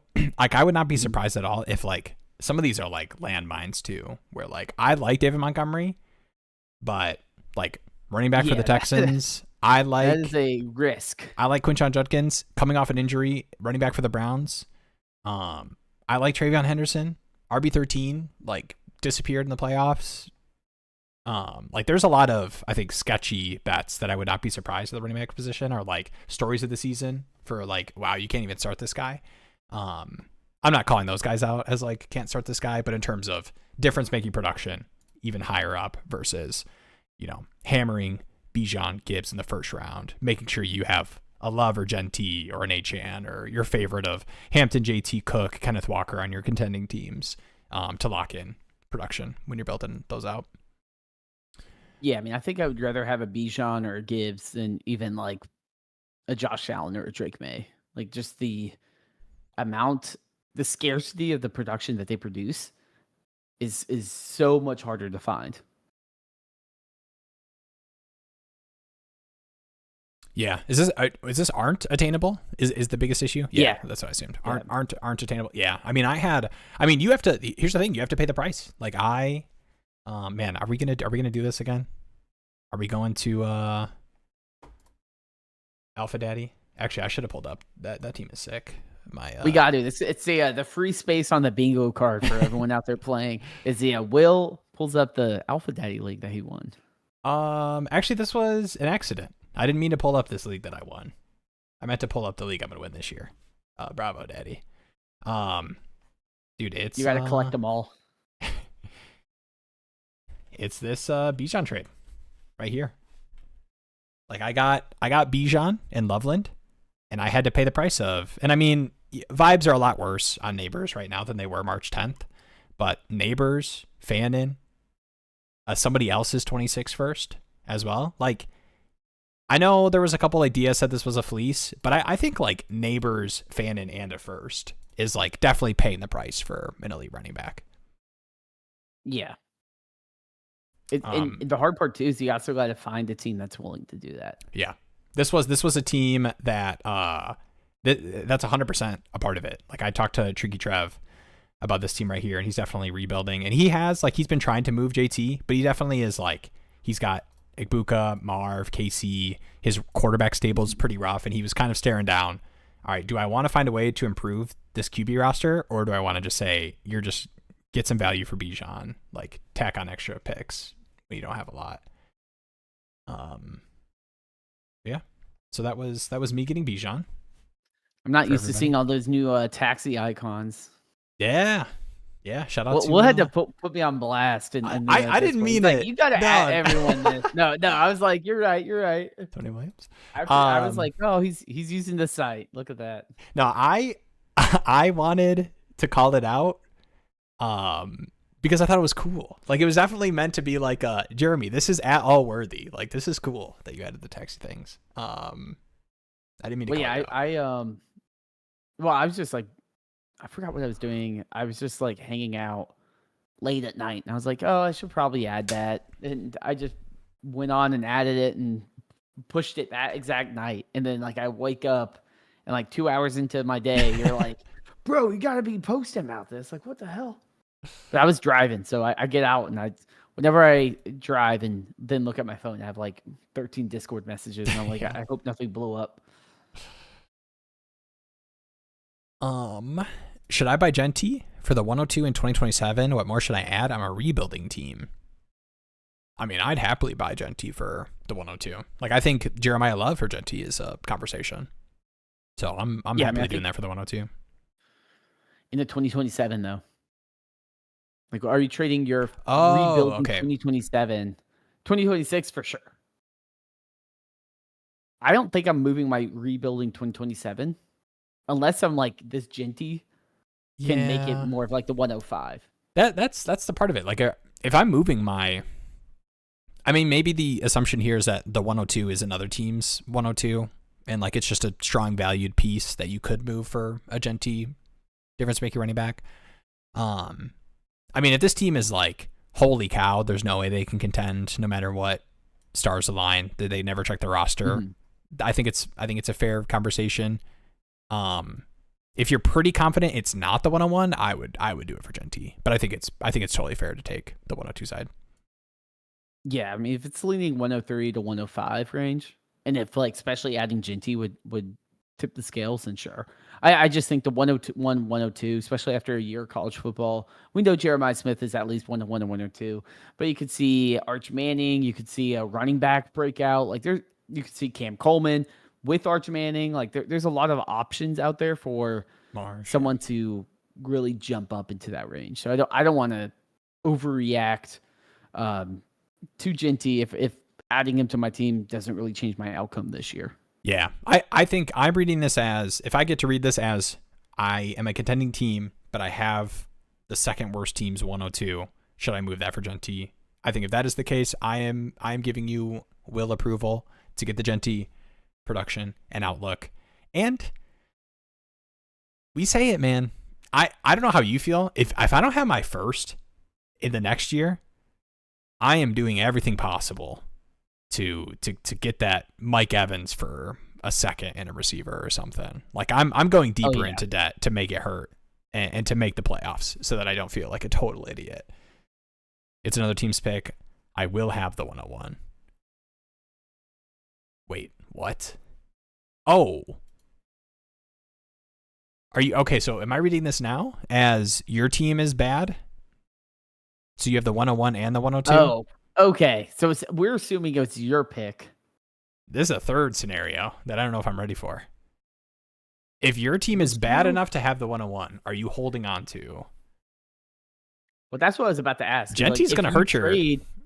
If you trade the 102, not your pick, for Genti, is that pick the 101 now? Because your team has gotten better because you added Genti, so your pick that was the 101 probably got better. It's probably now like the 103. I don't know if let me know. Would you try to be like, can I get Genty plus for the one, like the worst pick in 2027? And then just be like, okay, I don't have my pick. I have another person's pick. I'm just going to try to make my team somewhat good. So then I'm not giving up Jeremiah Smith. And then potentially that 102 that is someone else's pick becomes the 101. So then I get Genty. I get the plus of trading what everyone assumes is the 101. And now the 102 that I have now becomes the 101. Is that how you big brain it? I think this is one of those times where I say, yes, Jeremy, you are so right. This is the Madagascar analysis. penguin smile and wave. Shout out to my daughter. She wanted me to put on. She had some TV time today. Okay, we don't do TV time a lot, but sometimes when it's a big day, mommy has an interview and dad's working, she can have a little TV time. And she wanted to watch this like off-brand Madagascar. It was called like The Wild or something. And it had a lion and a giraffe in New York, trying to escape to the wild. It's like an AI slop version of it. But it looked like old enough that it was 100% actually animated. I don't know what default assets were used for the animation, but shout out to everybody that worked on the production of The Wild. I apologize if anybody's watching right now. That was a Disney movie. It was a Disney version of Madagascar. I didn't watch it. 5.2, 18% Rotten Tomatoes. Kiefer Sutherland. Okay. Interesting. William Shatner. Okay. All right, sure. What a cast. All right, highly recommend you guys checking out The Wild if you don't got anything going on tonight after we end stream. Well, now she knows what a 18 on Rotten Tomatoes looks like. Yeah. Love hearing y'all favorite Gibbs. Thanks, y'all. I am a Lions fan. I do need to disclose that, but I still think it's a good trade. I mean, I'm not a Lions fan, but that's a red pick. Nice. All right, I am going to. Okay, wait, real quick. I have 527 first and 228 first. My team has Jeremiah Love, likely Darnold, that have any value, and you can Jeremiah Love taxi if you're tanking. There is some merit to saying, guys, I have so many firsts. Let me start to accumulate players that will score me fantasy points. And trading a singular first for Ashton Genty is pretty sick. That's all I'm going to say. But I do get that it doesn't really make sense with how your team is constructing itself. I mean, crazy modes, you just start trading a bunch of picks. But don't worry, birds. We'll be getting to the club. I already got yours pulled up. All right, we're being good streamers and hitting all the questions. I can see the green over here. My screen is basically green, and then I got you. I just think with the 527s, it's an interesting dilemma because I don't think many people are like, I can trade a first round pick, get Genty. I'm like, maybe can I keep the 101, 102? And like, what's one of the other ones look like? Can I trade two of the later ones for Genty? I don't know what that looks like, but I think it's easier to palette trading the 102 or the 101 or Ashton Genty there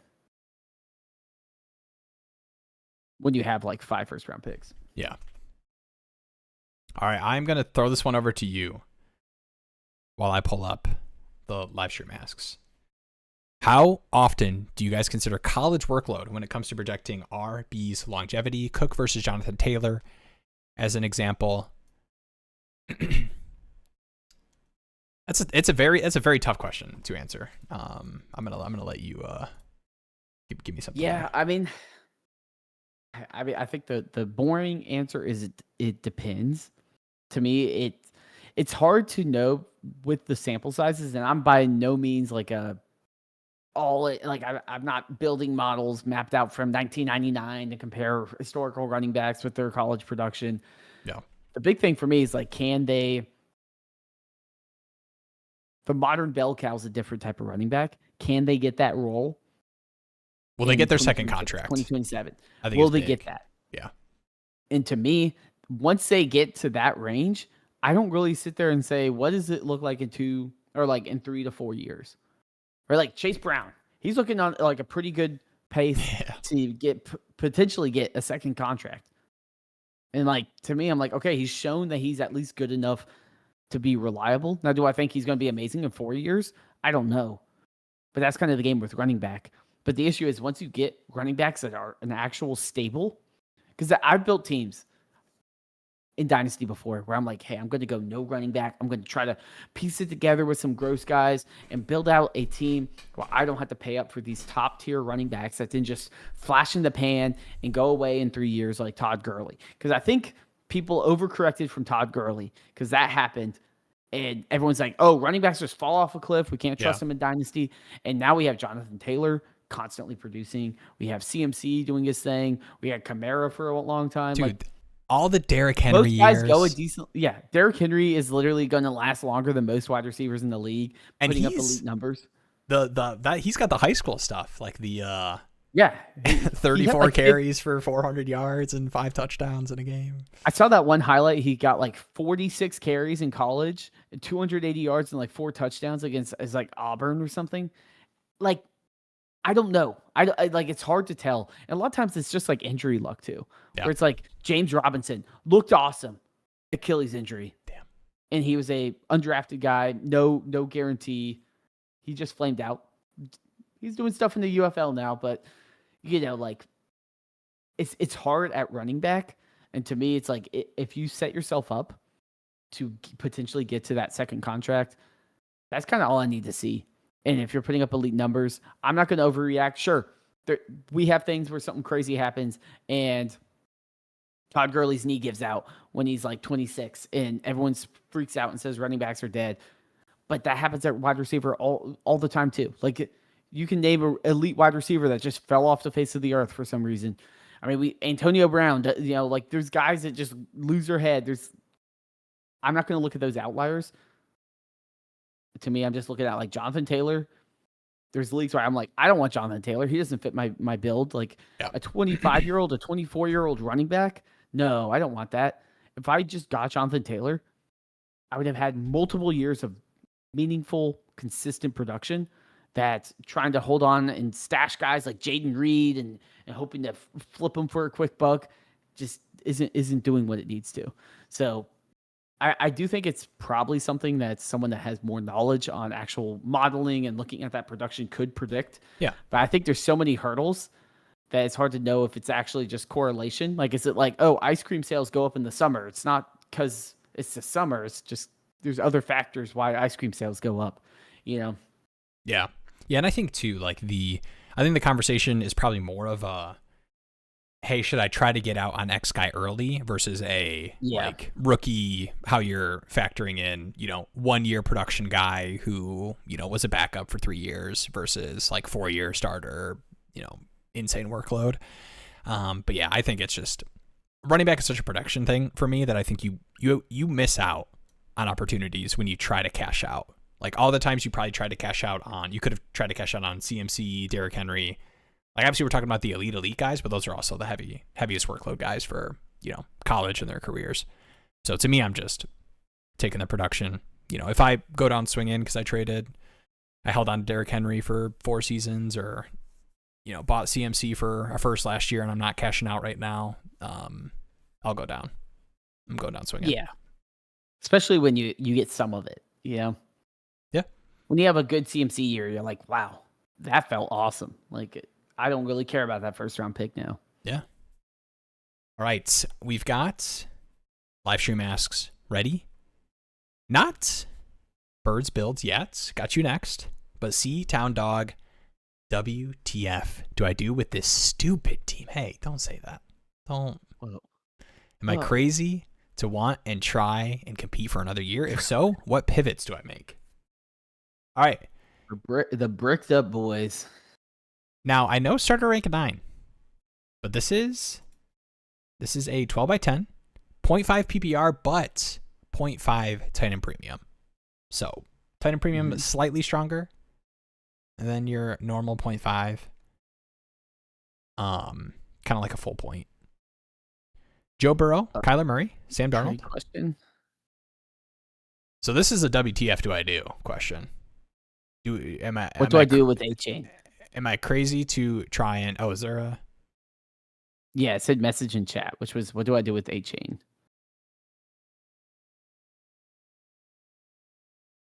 Is it? No. Jeremy, I confuse It was myself. Cooper. No, bro, stop. What are you doing? It said it in the I thing. confused myself enough. at the Why are wrong you one? Why are you confusing me right now? What does Cooper have to do with this? Why are you bringing my man in? What? Look at the Discord message. This is C-Town Mamba. Oh wait, no, this is C-Town Dog. Okay, I'm looking at the wrong one. Okay, my bad. No, you're good. You're good. I confuse myself enough trying to get all this stuff set up.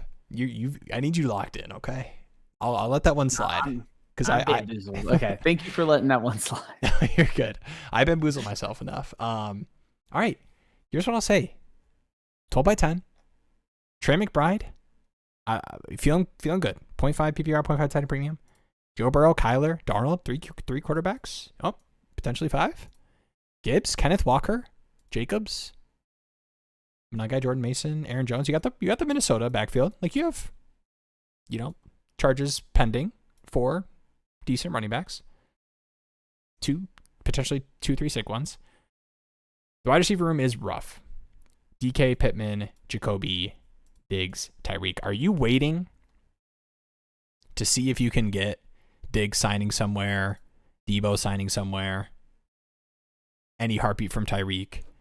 Or are you down to try to move? I don't know. Do you move like Goddard? Are you dipping into picks to get your wide receiver room better? You don't have a second next year. Makes it a little sketchy. What's the tight end premium? So it's a 0.5 tight end premium, but it's 0.5 PPR. Okay. So And I don't think any other. Yeah. Yeah, I mean, I think with Hill Diggs, I just want to hold and see what the hell happens. Right, the upside definitely outweighs me just selling for like a 4th or a 3rd. This sounds disgusting. Is it a tear down off Joe Burrow? That's kind of where I'm leaning. Like, do I do Joe Burrow for, I don't know, Jalen Waddle plus CJ Stroud or something like that? And like, now I still have quarterbacks that just don't have the Joe Burrow upside. But now my wide receivers aren't like, oh, like this might get ugly. Yeah. I'm trying to find a quarterback tear down with a sick wide receiver room. So this is they have Malik Willis, QB2, Drake May, QB1. Yeah, their wide receivers fall off pretty hard, so they might not be into it. Waddle, Lemon, Wilson, London is great, but then it's a bunch of rookies and Keon Coleman. I mean, obviously, I think Josh Jacobs is a good move, but like, yeah, it's tough now. I don't think you can do that now. I think to answer the actual question, Kenneth Walker? It definitely could be. I think to answer the question, I don't see this team and think, oh Lord, let me move all my pieces. I'm not competing this year. Like Trey McBride, no. This running back room, like this is starting to like a strong contending team. The wide receivers, obviously, you stack your 3 up against every other 3. It's gonna be pretty brutal. Yeah, but I mean, wide receiver is also one where you can actually find bargain, right? Like you can have Wayne Dell, and Wayne Dell was wide receiver 15 or something last year, and it's like, okay, well, cool. Like I don't have to have the fancy name. Can I find value in in these ranges? Now, I will say, double dipping on the Aaron Rodgers, Metcalf, Pittman stack. You got to start Rodgers now. Route I want to go, but I do think the biggest move here is like Joe Burrow, 29-ish, I think. Let me move him because he doesn't fit my window the most and has the biggest value of I can go and get an elite wide receiver, someone that I feel good being that centerpiece wide receiver, and then the Metcalf, Pittman, Myers, Diggs, Tyreek Hill, however that shakes out, doesn't feel as gross as me saying I need to pick 3 of those guys to be my starters. Now I just need 2 of those guys. Take a shot on Dubs, Wandale, Watson, cheap wide receivers in that range. That was the tough thing about not having a second, but I do think you probably could do something like you have Goddard behind McBride. Mm-hmm. Like that is another piece that can kind of be thrown into. Like there's the Burrow tear down, there's the Goddard cross positional, maybe Goddard plus a receiver.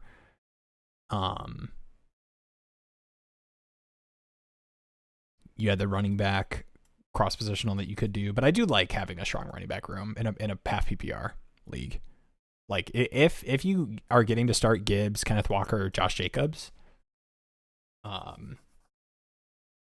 like that because I think you can only start 4 running backs, right? I have no idea. Two flex, so it's 4 running backs max. You do have to start 3 wide receivers, but it's 0.5 PPR. Like when you look at actual like points per game, yeah, like look at this WAR line. WAR per game.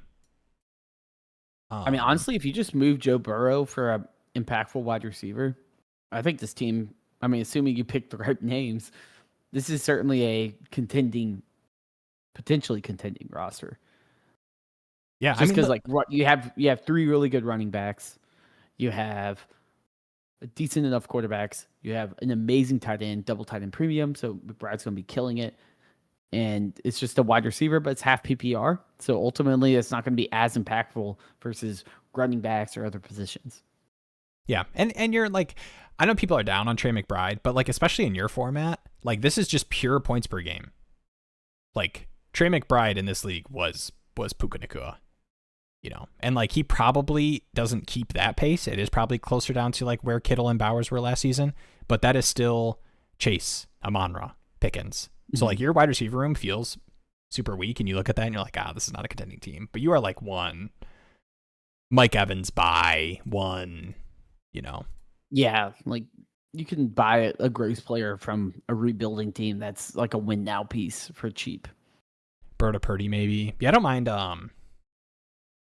You do kind of have to find the sweet spot of a strong enough wide receiver room that it makes sense for them. So like, this is a Chase. I'm getting as gross as he can get. I mean you got Rodgers, Murray, Rodgers, Murray, Darnold. Like, I don't need an extra quarterback right now. Chase, Rice, Luther Burden, T. Higgins. They got Bryce Young, QB2. You give this team Josh Allen, Joe Burrow. Can you get the fall off after Chase? I would want to find a way to either get 2 or a plus. What's the league name of this one, by the way? This is JJ's Late Round Degens. Gotcha. Were you still reading Coop Cooper's Discord chat log right now? No, I had the live stream paused so I could look at the roster because I logged into his username and there was like 8 leagues. And I'm clicking around. Yeah, I want to find. I mentally do not have a deal in my mind for this guy because I don't think he would let you tack on a running back plus a receiver for like the Burrow tier down. It's got Mark Andrews and Hunter Henry. Would K Simpson be someone? Right, rebuilding team, Nico Collins. Hey, shout out K Simpson, friend of the channel in the Alpha Daddy League. Friend of the show. I feel like that's someone I would target because Nico Collins, slot him in. I'm ready to roll. Yeah, I mean it would make sense. That might not even need the Burrow down tier. I mean that might just be like, hey, something else. But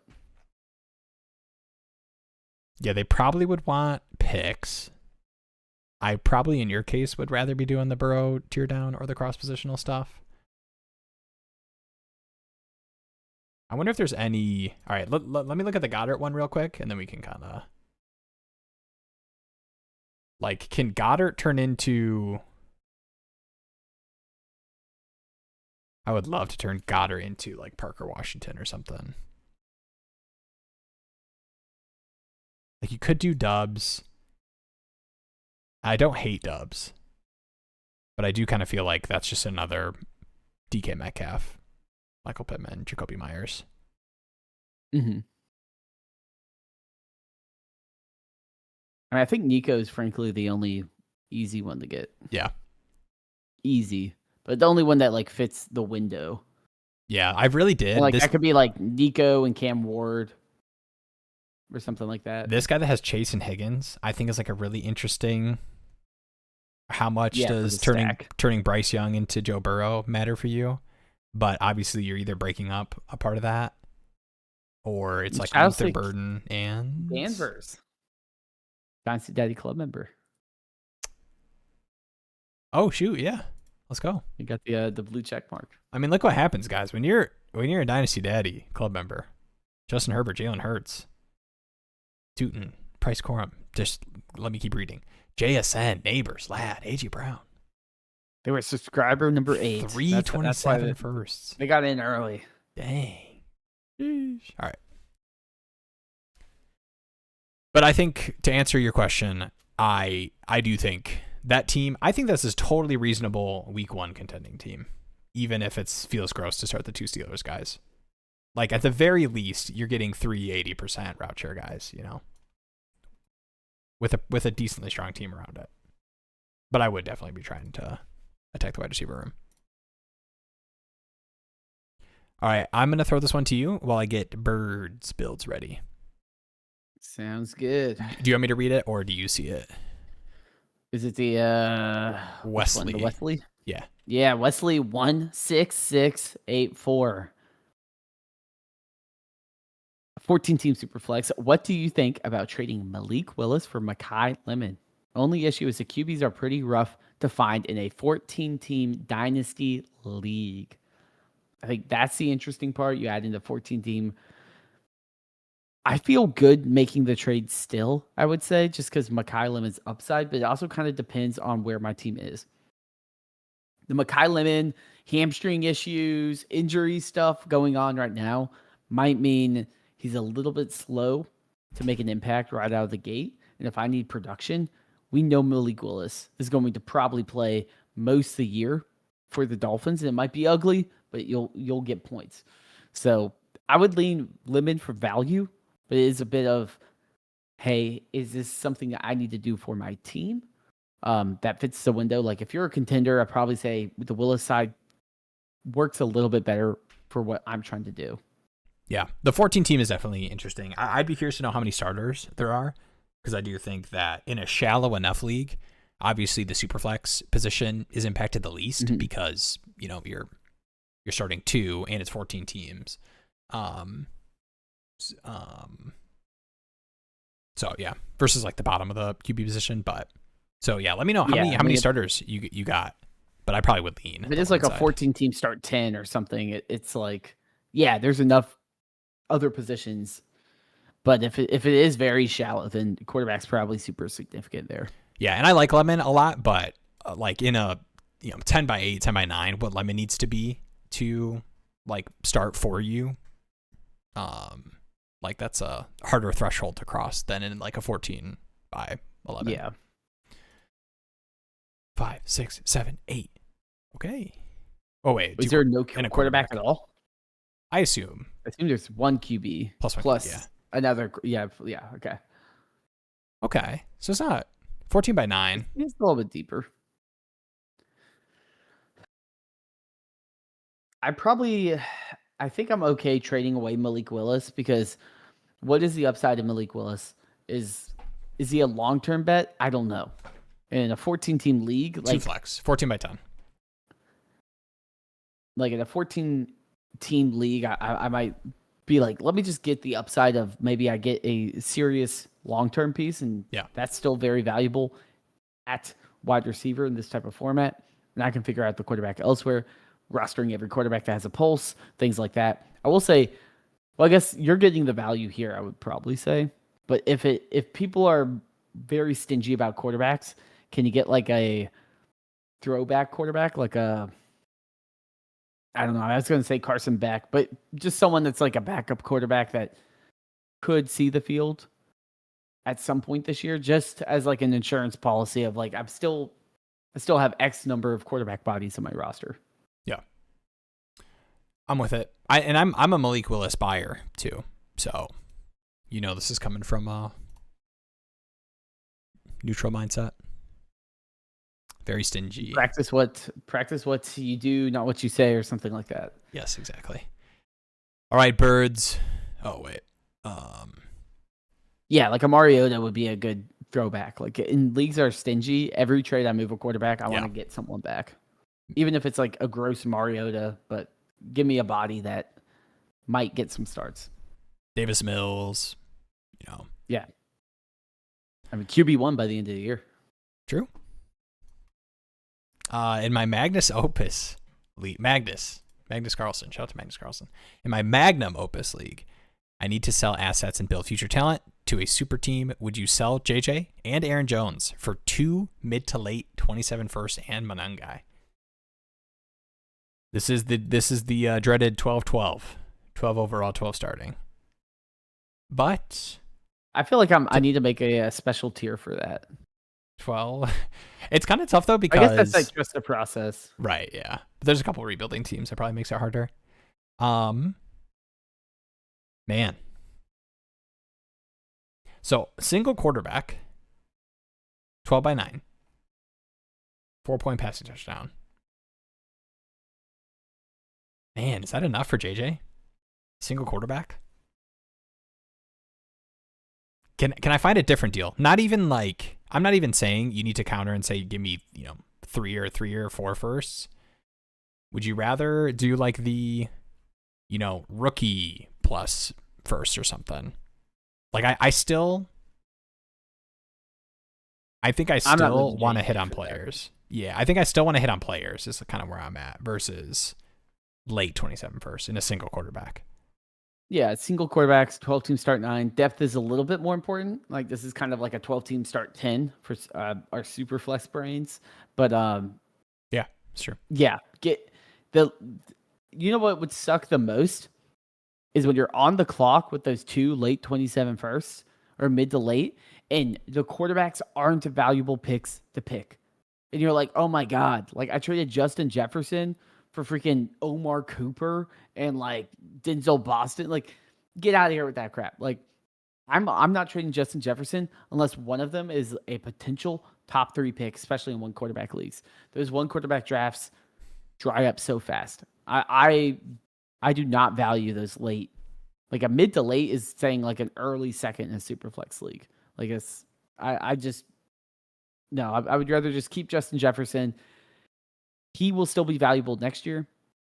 If he smashes this year, he's going back up as wide receiver 2 behind Jamar Chase. Move him for Neighbors and something small when Neighbors starts on the pop or something. Like this is I think deals like that I'm way more inclined to do with the elite Jefferson asset. And I'm always, I say this every time. Go down the ladder of escalation there.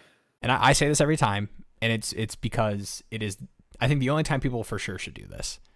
If you're moving an elite player, the whole league needs to know that player is currently in trade negotiations. Like the amount of times, I know we've all seen it where maybe you're not the one that was a part of it, but you've seen it happen where the whole league reaction is like, oh my gosh, you sold JJ for that? Like I would have given you so much more. And it's like, oh dude, you should have told me. But they didn't know. You got to let them know. No, I agree. Anything else on the JJ deal or that you would try to do with this team? I do like the mindset of you're very willing to tack on like the Aaron Jones, any of these running backs on a team that you're taking your own pick on. Anything else you would try to do? I think what you said, like get some of the older guys out. That might have to be a mid-season thing when Isaiah Pacheco is getting some run or whatever. Or like you know for sure has the role, or like Spears has a role or something. I think Aaron Jones does kind of feel like the one that you could tack on and move right now for people making the bet, but not for that deal. Yeah, I would try to just get rid of some of anyone that like, will someone give me like a 4th or something for Tyreek Hill? Sure. Like, let me just try to see what I can do to shave off potential point scorers and just make sure I am packing it in as much as I can. Where it's like I have Jaden Daniels, I have Justin Jefferson, and frankly, in a one quarterback league, I would be open to moving Jaden Daniels as well. Yeah. The thing with like moving a Justin Jefferson, like if the trade doesn't wow me, even if it makes sense for your roster construction, with like any first or second round startup pick asset, I'm taking my time, and you have a lot of time to take. I would not stress out in early June about like making sure you get, your Jefferson trade done to get the points off your roster. Like we can look at some of the other bad starter ranked teams, but like these are all reasonable. JSN, Tyler Warren, Kittle. Yeah, like I think you'll be able to tank your pick without stressing out about moving JJ for 2 firsts.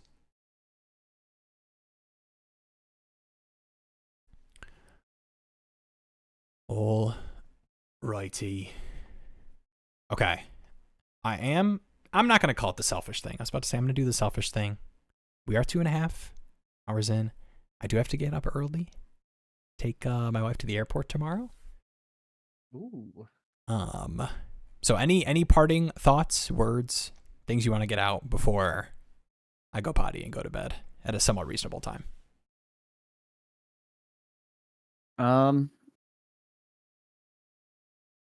I will say, I think Coop. Did we hit the Coop live stream ask? You need to wait. Did we get a Coop live stream ask?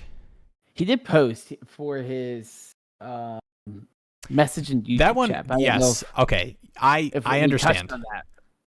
Just want this one was so easy that I started pulling up the team and I was like, this is a waste of time. Okay. Well, we covered your easy question, Coop. This was the 10 by 10. I want to find the actual one, but I am so confident that that's what it was. Cooper. This was a Travion. Oh, what was it? It was a Travion, Kyler in a second or something to get Lamar. Maybe it was like a late first or something to get Lamar. And the team is just insane. Jane Daniels, and then it would be Lamar, Jeremiah Love, Chase Brown, JSN, Justin Jefferson, Neighbors, Burden, Colson Loveland, 327 firsts. Yeah. Okay. Just wanted to make sure we're looking out for the people in the chat. And let's do the normal outro. That was a weird outro. Bang. And we're done. And bye. Sign up for the Dynasty Daddy League. Join the Discord link in the description. If you guys are not in there, go to the Join a Daddy League tab. Click in there. Fill out the Google form. Get on the we'll get your information on like your Discord account and everything. And what I think we'll end up doing is pooling the number of people together into their each individual league types. So there's like the basic lineup, the best ball, the unique lineup that has like, maybe it's PPC, big play bonuses, start 2 tight ends. What we'll do, and I'm kind of doing this on the fly in my mind. Jeremy, let me know if you have any other thoughts. I think we'll like vote and like the people in the league, hey, here's some options. What would you guys be interested in, this looking like? Like the lineup, the basic lineup, maybe it's like you guys want to do a 12 by 11, 12 by 12, 12 by 13. But yeah, so sign up there. While I'm pulling up the other thing, any other things you want to mention? I know you had the taxi squad update. Yeah, taxi squad update. I'm missing something. We have the bulk trade tool got a little bit of love. Yes. You can now do multiple assets for one asset, as well as you can do players of equivalent value. So if you're like, I want to send a second for any quarterback that could be near the value of a second, blast those out to all your leagues. And then we also got the trade block integrations with Sleeper. So you can now update the nickname of a player on the portfolio page or on the bulk trade page, or you could do a trade block notification that sends a note to the league chat. So whatever method you prefer for updating your trade block, you could do that as well. And then we also have the 82-0 game went somewhat viral. Yeah. So I made a football, a little bit fantasy version of that. That's also in our trivia suite as well. So lots of things going on at the site. We got more coming this way as well. So, obviously stay tuned, plug into the Discord, the Reddit, the Twitter, all of those things. Try to keep you up to date on everything going on with the YouTube channel, but also with the site. Beautiful. And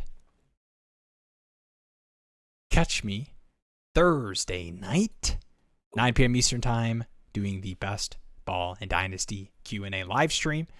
Very similar to what we did tonight, except instead of me pulling up your team, I am ripping a best ball draft and answering questions. So definitely pop in there. It's a good time. You know, maybe some random YouTube videos being pulled up. Maybe I'm reliving my high school glory days. You never know what the best ball live streams will look like. You never know. Usually, if you're not interested in watching those at all, I would definitely try to click around and fast forward on like the, you know, you could do like the YouTube preview. If you ever see like something pop up, I remember we did a Najee Harris eye analysis. Was a part of one of the streams to see what was going on with his eye last year. I remember that. That was a good one. He was wearing the like baseball shades. The Will solo streams. It's a different animal. It's an experience. Yeah, it starts getting off the rails in a can't miss type of way. And Jeremy's not there to tell me to stop, so it's perfect. Just kidding. You would never tell me to stop. He tells everyone to trade all their picks away. Look at Najee Harris's eyes. Yeah. Watch him make this juke in flag football or whatever. Heck yeah. Hey, that was tackle. That was backyard tackle football. All right, I will not. Oh, that was the Thanksgiving. We should have played flag. I definitely tore my shoulder. All right, appreciate you all. Much love. See you Thursday. And if I don't see you Thursday, see you next Tuesday, 9 p.m. Peace out.